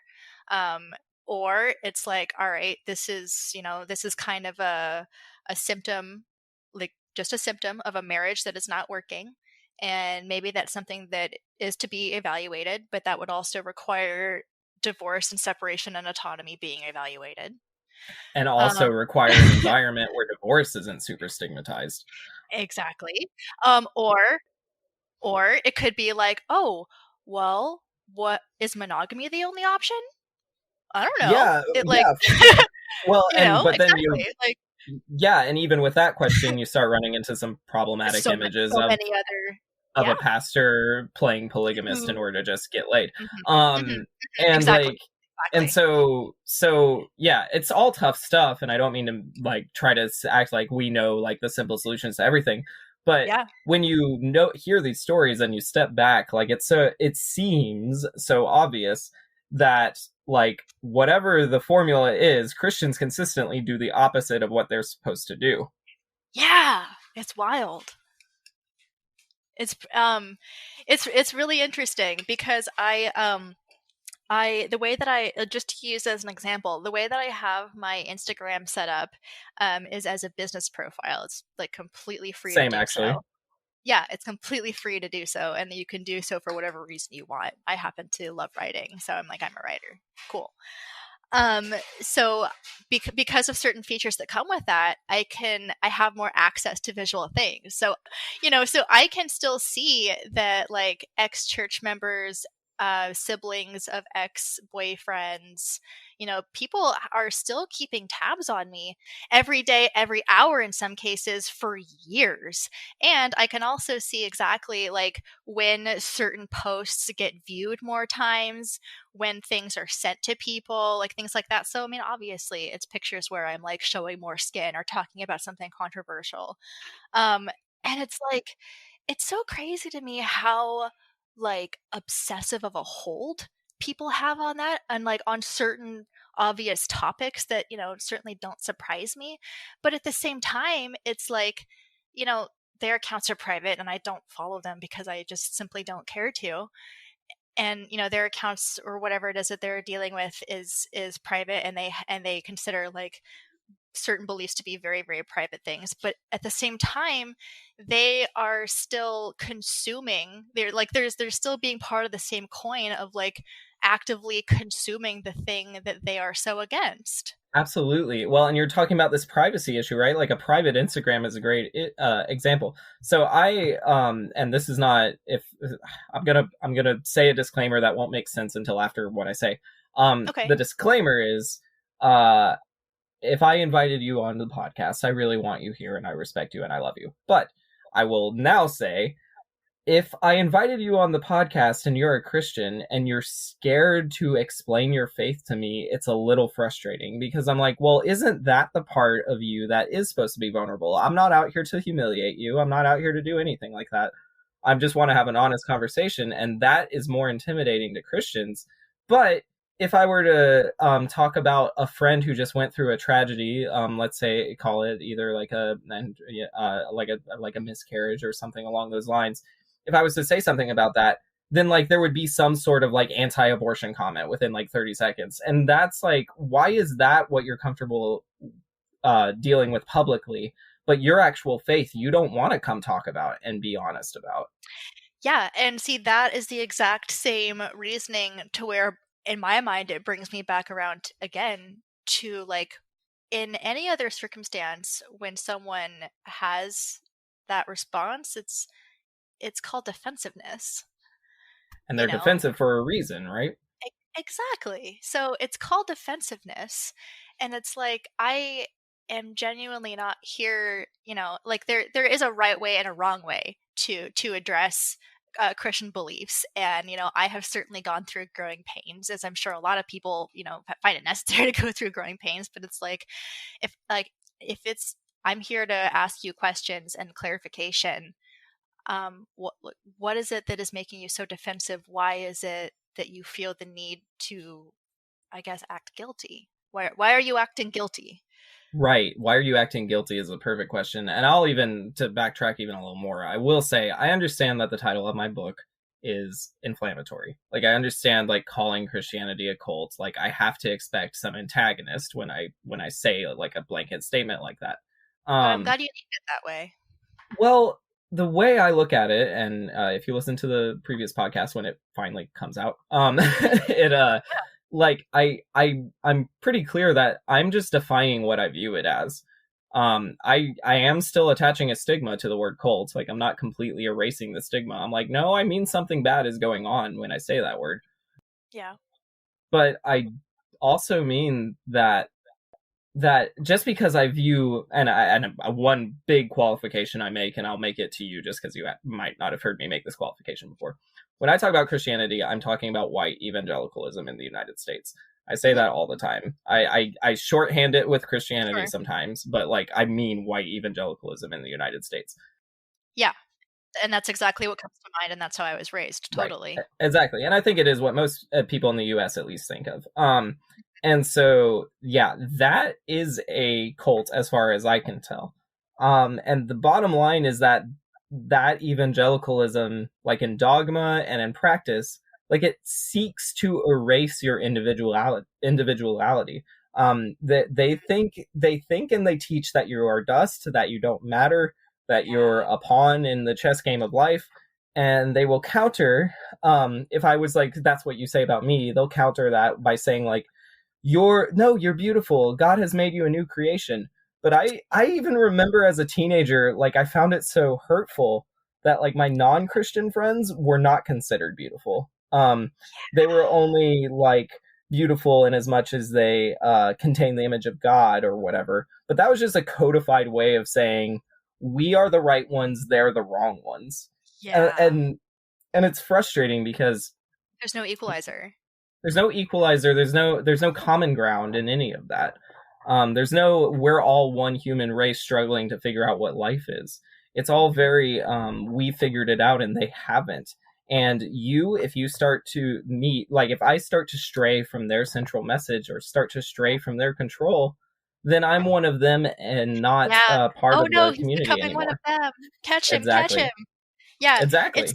it's really, yeah, I remember kind of coming upon the same realizations of like, how come this can't be a thing that we're still considering?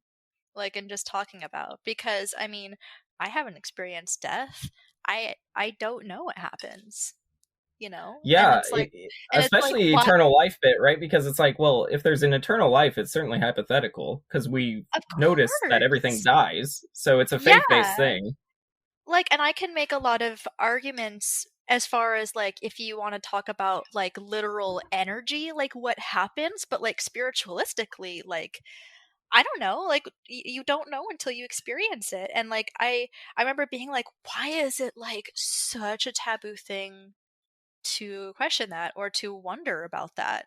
Like why is it such an Well, and that's what I emergency? wonder about too, because it's taboo socially. But like if you're in certain like I talked in the last podcast about like Bible camp was actually a positive experience for me. It's not for everybody and I understand that. But like I Totally. actually they created some good space for me to like kind of ask some of these tougher questions. Um and I would go back and then be like, why isn't church like this? And so it seems like there are people within Christianity who are willing to give that space for the wondering, but they're not. But socially, they're not like on script. The party line, if you will, to like use a political idea, like the party line is don't deviate from the very specific things we're talking about. Yeah. Yeah, I mean I went to a few youth group retreats when I was trying to remember how young I was. I mean, I first went to Bible camp when I was 10 and that was fun. It was great. And then I went again when I was probably like 12 or 13 or something like that. And you know, they same thing. They were honestly like really positive experiences. I didn't have a lot of the, you know, other similar or you know other unfortunate experiences that some people had, but those were honestly some of the most safe experiences that I had as far as just kind of exploring my faith and what it meant and what it meant to me. Um, Yeah, and I think those do exist like within Christianity. Like certain people do kind of try to create those like safer spaces. It's just so rare and it's not indicative of how they're set up. Like they're the exception, not the rule. yeah, and then I would go back and it's kind of like I would kind of feel like I would go back to living in secret, and then it was almost like some youth groups could become like a secret society of like hey, this is a cool space to like be yourself. Don't let the other people know we're questioning these Yeah, things. but we know from like work environments how awful and toxic that is, right? To be like, oh, Yeah, these few we're a people family we can here. be real. Well, like you have like Yeah. their subsets that like you can be real with those few people, Mhm. but not Mhm. the majority. And it's like, well, that's just Of course not. stressful. Like that's such a like tightrope act to walk. Like, oh, are you cool? Can I talk about my real issues here? The bro culture in Christianity, it's all about porn, right? Like that's the big thing Oh for them. yeah. Is like Totally. every dude in church watches porn. I don't care who they are. Every dude in church watches porn. Maybe not everyone, but pretty close to almost all of them. I mean, 50% are willing to admit it. So Mhm. that's the ones who are willing to admit it. Well, And go ahead. and just to interject here, like unfortunately, they are demonized for doing so when Right. No, it's the worst thing you can do. it's completely normal. They're literally trying to get information because A no lot of one them, is yeah. giving them They have no sex yeah, education, yeah. yeah, because no one is giving them proper like sexual consent pleasure education. Like all Yeah. of those three things are things that just don't exist. And so it's like, all right, well, what's accessible? I'm going to Google this thing that I'm curious about. Oh, this is my normal expectation. Let's run with Right. Which is not it. healthy by any means. And like I No. think there's something maybe good about like recognizing at least like your most common types of pornographic consumption as not always being healthy. Um Totally, totally, totally. but I think what's scary about Christianity is it's like they will create these weird groups where it's like it's cool to tell these 5 people that you watch porn and then like meet once a week and say don't watch porn to each other. And Yeah, and like it's like, but then what? like in the That's pulpit then you like start preaching about how like porn is the worst thing about like it's like even if there are little yeah. safe pockets to like talk honestly about who you are, the general atmosphere and the general message is still you're a bad person, God is a great person, subvert all your submission to him, and if anyone tries to get a hold of you from submitting to this way of life, then that is dangerous and you're in dangerous territory. Your spiritual status is threatened. Yeah, yeah. This actually brings me back around. Like my mind is like racing, like this whole conversation because like I'm sure we could talk endlessly. And But like that's that why brings me. you're going to come back on the show I would love at to. some point. I would love to. um, yeah, but that actually brings me back to like two separate points that I thought of earlier and then forgot and then just came back around again. um that it's like on one hand it's like it's so common for evangelical Christians to evaluate and then demonize Islamic beliefs and Oh Islamic yeah, practices and especially extremism, and there's of course a spectrum that exists there. I'm not here to speak on the entire spectrum, absolutely. but Yeah. there's just such this like attitude of demonizing extreme Islamism as this dangerous cult, which is not inaccurate. But then if you start evaluating evangelical Christianity and the lifestyle of it, there are countless parallels to believing in Islam, or like Especially in like extreme the Islamism. like in the ether of their like literature and stuff, especially. Yeah. Yeah, and And like when the you way look that they more live. historically, yeah. Yeah, I mean, I Yeah, went to churches where like women were not allowed to wear pants. What's that about? yeah, that does definitely exist in Christianity Yeah. and even some of the evangelical variety. I do think like sometimes when you think of the like majority of evangelicals, they seem almost this is not I don't mean to dehumanize anyone when I speak like this, but Yeah. they're kind of like the like aliens who walk among us. Like like they seem Yeah. actually a lot more normal Yeah. and than those extreme tangents because I grew up in when I was in high school I was in a what I call like an extra dose of toxicity to it kind of church where not every church would tell me that my long hair was sinful, right? Like most probably wouldn't. But what's fascinating is like on the point you're making is that Christians will even say like Mormonism is a cult, and like Mormons think they're Christians, so it's kind of funny that like Christians are like, oh, you cultists, and Mormons are like, we're you, and now I'm out of all of it, and now I'm like, Um, what the heck? Like, y'all are all yeah. cultists. Yeah, I remember growing up, I remember growing up Christian. No, I remember growing up Christian and believing very much that like Catholics are not Christian, that is a Oh cult. yeah, Like Protestants and more Catholics are their own like war, so, for yeah, yeah, sure. yeah. Yeah, yeah, Catholics are not Christian. That's a whole cult. My Mormons church are actually taught definitely that too. Yeah, yeah, Mormons definitely not Christian. Definitely, like they are the crazy polygamists. Definitely a cult. And then like if and there's other ones like that, and then if you want to break it down even within Christianity, it's like, well, Lutherans are the most close to Catholics. They're really more focused on acts based, so really they don't really believe in the whole spirituality thing as much as they should. yeah. Like In my church, it was yeah. Baptists actually, believe it or not, who were Really? like, Oh, yeah, cool. What's the issue because about Baptists? oh well, they have it all wrong, don't you Of know? course, yeah. Yeah, yeah, yeah. I'm just yeah, totally. I'm just like I never got to hear the other side of it, so I'm like genuinely like, tell me why we're the bad uh, kids. yeah, well, no, in my church, so I went to a PCA church. I don't know how much you know about Presbyterians, Um, but oh my god, yep, yeah, yeah. Okay. they're it's fascinating Not because a lot, but yeah. they're a very weird I went to a PCA, which was the more conservative, not the most conservative, but one of the more conservative Presbyterian denominations. And it's there's a lot I could talk about. Yeah, But of course. what I'll focus on is just like when it came to like demonizing other denominations, it was more in the vein of like they misunderstand the Bible. Like that was their big Mhm. thing. Like we Mhm. understand the Bible, they don't.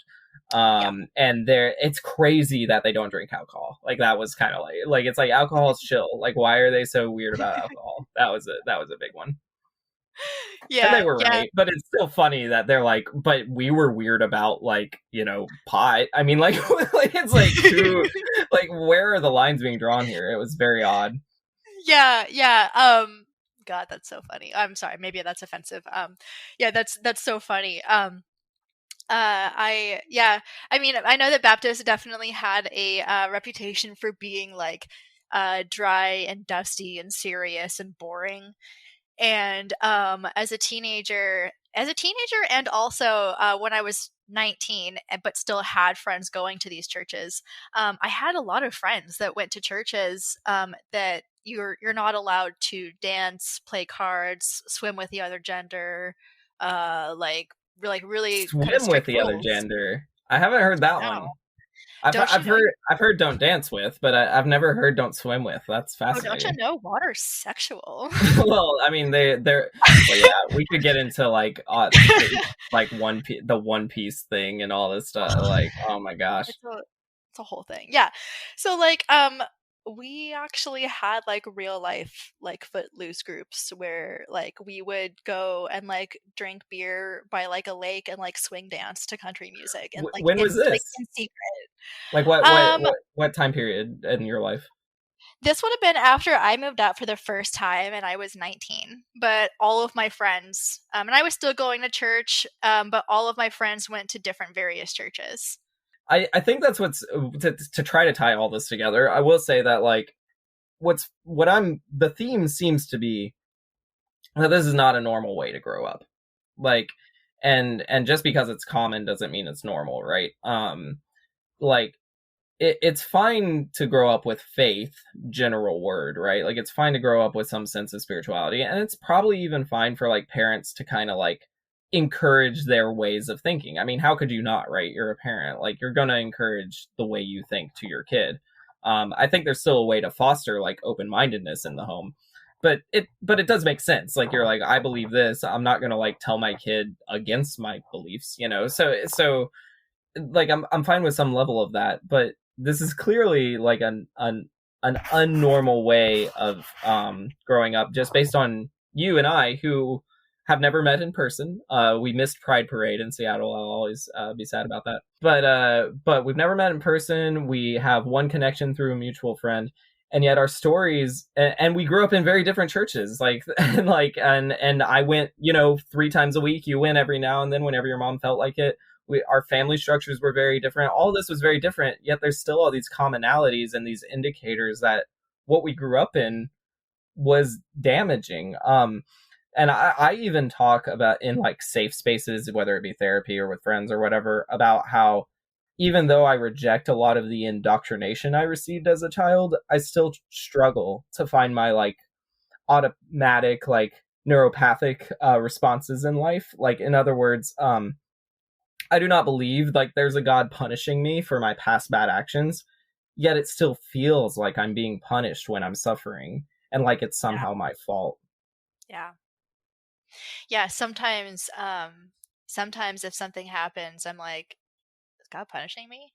Or like I remember like the first girl that I had a fling with, I was I don't know, probably like 22, and I still had like a couple of panic attacks before going over to her house because I was like, I don't know, what if I am going to go to hell?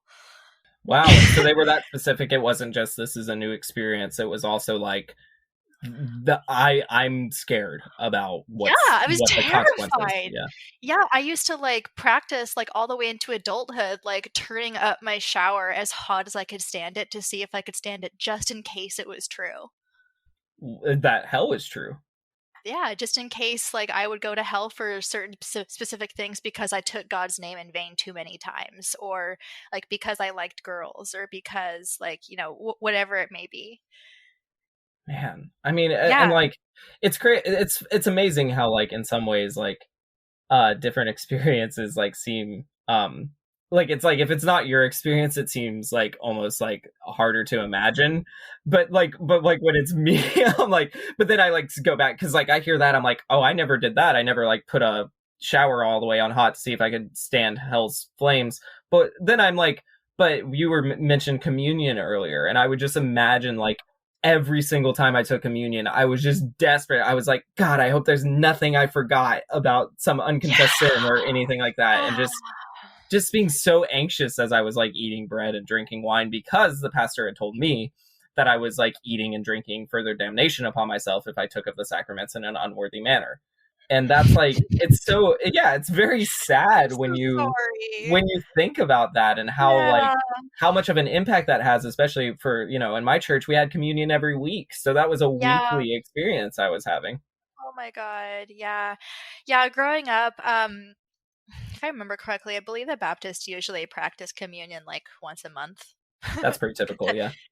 Yeah, I think it was like once a month, but it was a very grave, serious thing.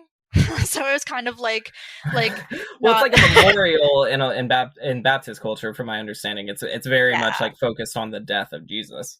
Yeah, it's very much like my most recent experience at the church that I went to as an adult was that like on both sides, and actually maybe they did practice a little bit more than once a month, but whatever. But they, yeah, you would like line up on like two separate sides, you know, of the sanctuary, and you know, it was pretty much always like a married couple, like of the worship team. Or of the like leadership team, like the elders or ushers or whomever, you know, and like they, you know, one would have the bread and one would have either like wine or juice, or sometimes like it would just be passed down like in like a tray, like throughout like the aisles, and then someone would collect on each side. So it was usually one of those two setups. Um, Sometimes that would be incorporated into weddings too, which is kind of a whole other thing. Yeah. Um, but yeah, and I just remember that there would be some times where I would be like, I can't participate in this because I feel like I'm not right with God right now. Like Well, I that's like I don't mean to yeah. interject, but that's what's so crazy is in my head, the way I did that math, was I was like, well, which is worse? If I don't take, it might mean I'm not a Christian, and that's worse. So I'll take Mm. it, and I'll just feel really awful about it. So how I got around that is I would make sure that it was obvious that I was praying if I didn't take Right? Yeah, communion. you have to be like, but look at me, like I'm on a knee here, like Of I'm course. praying. Yeah, Yeah. I mean, I don't think I would get on a knee, but I would like I like and I did feel genuine like complications and like remorse or whatever. I was just kind of like I'm confused about what I want to participate in, you know, but like so I would be like, all right, you have to like obviously put on a display that you're like working through something, you Yeah, and know. I think that like that trajectory of just like feeling guilty about, well, especially at that age, feeling guilty about nothing. Yeah. Yeah, I probably like masturbated or something. Like who knows? Right. Or like said, my big thing I remember as a kid is I was like, you know, they would talk about like murder in your heart is this like anger and stuff. So if you were angry, it was the same as Oh, murdering someone, of which is course. such a bad lesson to tell somebody. But I Can I just interject? Like yeah. I like went through this like super weird thing when I was like 7 through 10 of like shoplifting from Goodwill or like changing price Oh hell tags or yeah. whatever. Yeah, 5 finger discount, baby. totally. And I remember like I at one point unearthed and took home this like little succulent that ended up dying. My mom told me that my mom told me I was a murderer. So I Oh was man. 7. I was 7 and I'm, like, so distraught, and I'm like, "Oh Um my god. Oh my yeah. gosh. Like, I am a murderer at 7 years old. How can this Wow. be?" Yeah, that was my big thing in communion time was just like I was like, "Oh, like that I didn't like how that kid blah blah blah, so I'm evil and deserve hell and I feel so bad." Yeah. and it's funny how, like, again, like, even though I've since renounced in pretty dramatic public fashion that I'm like no longer part of the Christian community and all this stuff. Can I ask you, is there a religious belief or spiritual belief that you do identify with? Or are you still like working through that, or? Yeah, still working through it is probably the best answer. I will say I actually identify with, so it's I'm a complicated unnormal case in the fact that, like, I actually studied to be a pastor and took my academics very seriously. Um and so, like, I still relate to the Christian mythology more than any other mythology I've studied, and I have branched out and addressed other mythologies. It's just that but I don't like committing to anything at this point. So it's still very much like a Yeah, working through type thing. But I do not, totally. like, if someone was like, "Are you a Christian?" Well, first off, if somebody just asked me that straight up, I would be like, "Buy my book," and then I'd do a whole pitch. But but if As any good business right, person should do. exactly. Yeah. But if I wanted to, like, entertain them, what I would really say is, I'm like, that's the wrong question. Because the way I view it is, I'm like, do you want to know about me, or do you want to associate a bunch of things with me? And so I don't particularly Mm-hmm. identify as a Christian. Like, I'll never put it in a bio. I'll never, like, be out front and say I'm a Christian. But I don't really care about the minutia of the technicalities. Like, I'm like, I mean, like, do I believe Jesus was God? I don't think so, but maybe I do. Like, those little, they sound like big questions, but to me they're so insignificant to my daily life. Yeah. But yeah, it is funny though you bring that up, because actually, like, when there's that still blockage where I still feel guilty about things. But then there's also, like, this reactionism you have too, where it's like, well, then I hear anything Christian and I want to say it's evil and bad and terrible, and, like, throw the baby out with the bathwater, so to speak, and, like, be like, well, this person's a Christian, so they must be bad, and I kind of, like, prejudge them before I actually get to know them, and I'm almost a hypocrite in it. Yeah. Yeah. Yeah, that's actually something that I have been evaluating myself in the last, I don't know, maybe year and a half, 2 years. Because I definitely did, I definitely did do the same thing where it's like, this person's a Christian, so I already know what they believe and I already know how they're gonna see me. So they already have these toxic beliefs that I do not want to associate myself with. And that's hard to work through And for sure. yeah. And honestly, I think that what it has come down to for me is that, you know, I identify as a witch. I practice witchcraft. When people hear that, there's a lot of connotations that come along with that. There's a lot of misunderstandings that come along with that. There's a lot of like I was gonna memes say, that I are mean, like, my personality, there's a lot of jokes that come with that. Like, that's where my brain yeah, goes, of right? course. There's like so many like Reddit threads and like memes about it. And that's why honestly, like truly I was embarrassed to like publicly identify it until after I actually like the spiritual group that I mentioned earlier was like it was like a sisterhood, like essentially like a coven. And I did start like physically practicing things with other people like very much as seriously as I ever had with Christianity. And I had, I read a lot of books about it. I educated myself as honestly anyone should in any topic. And then it's like, all right, well, I have to just become comfortable with knowing that if someone is going to take those misunderstandings and that kind of very brief knowledge and kind of assign that to me and what I believe and what I actually practice, it's not fair. It's not really fair to just kind of assume that you know exactly what it is that they believe or what it is that they're about to say or be about. So I try to just let people tell me just as I would really want to tell someone else. Yeah, and that's got to be the appropriate way. And I think that reactionism is always going to be something you have to kind of, like, fight against, just because of either just the reaction to the trauma of all of it, or the reaction to the, like, just intellectually incorrect things that, like, are associated with Christianity. Um, but I think the bottom line for me, at least when it comes to, like, this whole like, topic of just, like, what happens in your early life, I think the biggest problem is just it's the antithesis of critical thinking. Like that's the biggest thing lacking in it. Like it actually wouldn't be the worst thing imaginable if you taught a lot of the beliefs of Christianity alongside critical thinking skills. But it's actually like opposed to critical thinking skills. You're taught that this is the ultimate truth, and if you deviate from it, that is the worst thing you can do. And that's, again, like the antithesis of actually thinking about things and understanding things. It requires like some suspense of disbelief, and it requires the ability to entertain a thought without accepting it. Yeah, I mean, I have actually come to know witches that identify also as Christians. I'm sure that's a lot to work So through. I'm sure, yeah. So it just kind of goes along with everything. It's I guess it's just there has to be um a safe situation to logically evaluate what is, I guess, good and true and accurate, and evaluate why it's so upsetting if that's different. If that's like why it's so upsetting or reactive if that's not done, or if it's not like a whole extreme. And so I've kind of come to become comfortable with, what this person identifies with as a Christian, and that could mean to them anything. I honestly don't know what that means to them. So let's figure out what it is that they've taken from it.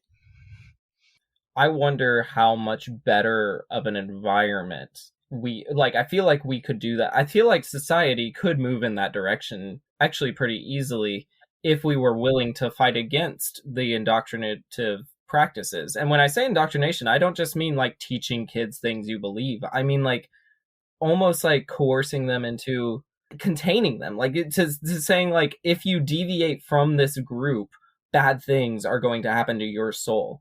And that's not just a threat of hell, like they threaten like real life consequences, not just like spiritual afterlife, but they threaten like you'll be disappointing this person, you'll be disappointing that person, you won't be God will be upset, or like your marriage won't work out. I mean, it all plays in to their hand. Or it means this about you. You'll be Yeah, this. yeah, you'll be this label, whatever the label might be. I was taught that all queer people are pedophiles. I was So taught that most I had a slightly more nuanced upbringing. I was taught that ooh. most gay men were assaulted. That's what I was taught. Yeah, and that's of course the only reason why they would react Exactly. to it. Which as a person, well, I don't feel like getting into that topic actually too much right now, but what I will say, it, There's a lot there to yeah, unpack. but what I will say is like those words matter that you say to kids. Yeah. And I Because now, of course, I can't help but wonder, like, does my mom think I'm a pedophile? right, of course, like how could you not think that because you heard it? And what's funny is like I have found like my parents are very devout Christians, and like I have found that there's a lot more grace to be extended to me than I was initially expecting. But That's awesome. I'm happy for yeah, you. but I will say that like it's still kind of like, but I heard what you said like all those years ago. You know what I mean? I remember that. And so Yeah. I think people need to like I don't know who's listening to this. I'm assuming a handful of Christians and a handful of not. Hopefully. Yeah, I think that'd be Yeah, great. the what I want, and as a goal at least, as far as like understanding the impact of this indoctrination when you're a young child, is understanding that Hmm. if you want to break down the parts of Christianity that none of us like, this is a crucial first step. You have to understand that Yes. like we're perpetuating systems through what we teach kids, that are at minimum at minimum unhealthy, and at maximum catastrophic. And I think there's a reluctance to start digging into all of that. And I think that Mhm. reluctance needs to go away, and we need to start like digging into all of that. Yeah. Yeah. No, I really heavily agree. Like, I have so many memories from so many different ages of making, these outside secular friends, and being like, all right, this is going to be kind of a wild trip, and you're going to think I'm crazy, but just let me take you through like the story of Christianity and salvation and the tribulation and hell. Just stay with me on this trip. I'm doing this because I love you and it has to happen. Yeah, yeah. And like, I would find weird ways of sharing the gospel as well. I mean, like where I'm like, I don't want to. I'm kind of hedging my bets here because I don't want you to think I'm a wacko, and I wasn't a wacko. I mean, I genuinely did care about those people, but I was still programmed. I was still indoctrinated and brainwashed into thinking about love and stuff a very particular way. yeah, I still understand where I was coming from. When I was growing up that way, I consider myself to be very much exactly the same inside person as I always have been, but I'm also like kind of could not be more polar opposite anymore. I remember, holding signs outside of Planned Parenthood at like pro-life rallies, and I remember like standing on like street corners with other pro-life people. And we certainly didn't cross over into the territory of yelling at individuals. Hopefully that would have been obvious that was a lot way too far. Um, and now that was obviously very inappropriate and harmful. And now I am still grateful that I was raised. Well, I'm not grateful, but I'm glad that I can have that perspective of what it is that people who identify as Christians or as extremists or what happens in the situation. I understand the heart and the perspective that it's coming from. It's just incorrect, and it really needs to be revamped. Yeah, I think it's valuable to not try to fight fire with fire and try to fight it with water, and understand that yeah, there's still very real humans who fail like you and I. They're not like it would be very hypocritical to cast them as anathema, to cast them as like the source of all problems. But what I'm unwilling to do is say just because you're people, I'm not going to dig into what y'all have been doing. And what you've been doing has been like this toxic kind of cult, as far as I can tell. Yeah, certainly. And I mean, in the social groups that I run in now, it's super common for me to come across people that had no experience with Christianity, just come across with like this venomous hatred that comes from just like, how could you possibly be this destructive and hateful? Like, what is wrong with you? And I mean, it's kind of yep, totally understand. Like, I totally understand where your anger Because is they have coming the raw from, data and points for sure. they have the raw data points. They have the raw data points, and I'm like, I understand, of course, how this seems. And I think that it is kind of my responsibility and other people's responsibility that were raised that way to. I don't ever want to use the term bridge that gap, because that's not what I want. I want Christianity to come more accurate into understanding what it is that they're about and why. But it's like, I think it's really important to explain they have things that need to be revamped. And they really have things that need to be revamped. Christians, let's talk to you realistically about what it is that you believe and why. And please understand that I'm coming at you with information. Like, I know why you believe what you believe and why you're raised the way that you believe. Like, Right, and that's not with arrogance, yeah, that's with experience. That's like it's literally experience. I've walked the walk and talked the talk to death. yeah, and there's a general distrust that's created in those communities, that when you come at it, On both sides. yeah, when you come at it from a perspective of, oh, I understood, they're taught to go, oh, you never were chosen by God or something like that. But what I Yay, Calvinism. yeah, oh yeah, I talk a lot about that. Yeah. Calvinism, yeah, never mind, separate podcast. But Whole thing. but I Whole will, thing. but what I in order to wrap this up, this has been absolutely lovely. And Yeah. I knew it would be because you're awesome and have so much. Thank you. I was so excited. You have wonderful insights, and I can't wait to have you back on. I did want to ask if there's anything you want to plug, if it's even like social media or just a charity or anything. Like, feel free to plug it away and let the people know what you're all about. Oh shoot. There are so many people of color and trans communities that are very much worth time and attention. And I can't remember them right now, but I'm actually going to make a post on my story, so in case anyone comes and finds us, they'll have that research. But yeah, if anyone wants to find me, I am at Sweet Word Switch on everything, at Lilly and Hannah. That's just Sweet Word Switch. On like Twitter, Instagram. Probably won't accept anything on Facebook because I have my personal life there. But yeah, I definitely want to post more worthwhile things to give attention to other than just my social media. So I'll definitely make that post, and I appreciate the platform. Oh, absolutely. And I mean, I'll promote you enough to say that I'll be very honest with you. When we first started following each other, you would post maybe 50% things I didn't agree with, and then 50% of things I did agree with, and now it's probably like 90-10. And so it's and I'm not who knows why that is, and maybe tomorrow it'll be 20-80. But what I will say is, regardless, if you feel like following Lilly, she's got awesome material for you to digest, and it's not just like following like some random person. It's actually like a lot of worthwhile content, and that's not to put pressure on you. That's actually just to be honest about what I've observed already. So it's definitely worth doing. Thank you so much. Yeah, and it's really, really important for me, for anyone that knows me, to understand that just as I was raised by Christianity, I am not ever trying to convert anyone anymore. So I am simply, what I try to live my life is simply share the information and just put it out there, and just kind of use my platform as responsibly as possible. So but thank you for that feedback. That's such a huge compliment to me. I appreciate that I'm doing good things. Well, absolutely. And thank you so much for coming on. And thank you, listeners, for taking the time to stop by. And I'll talk to y'all soon.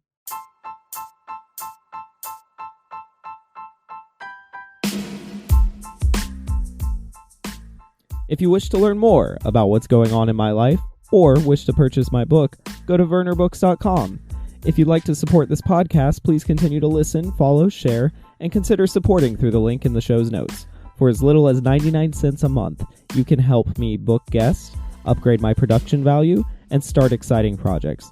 Thank you for listening, and remember to keep love in your life, hope in your heart, and searching in your soul.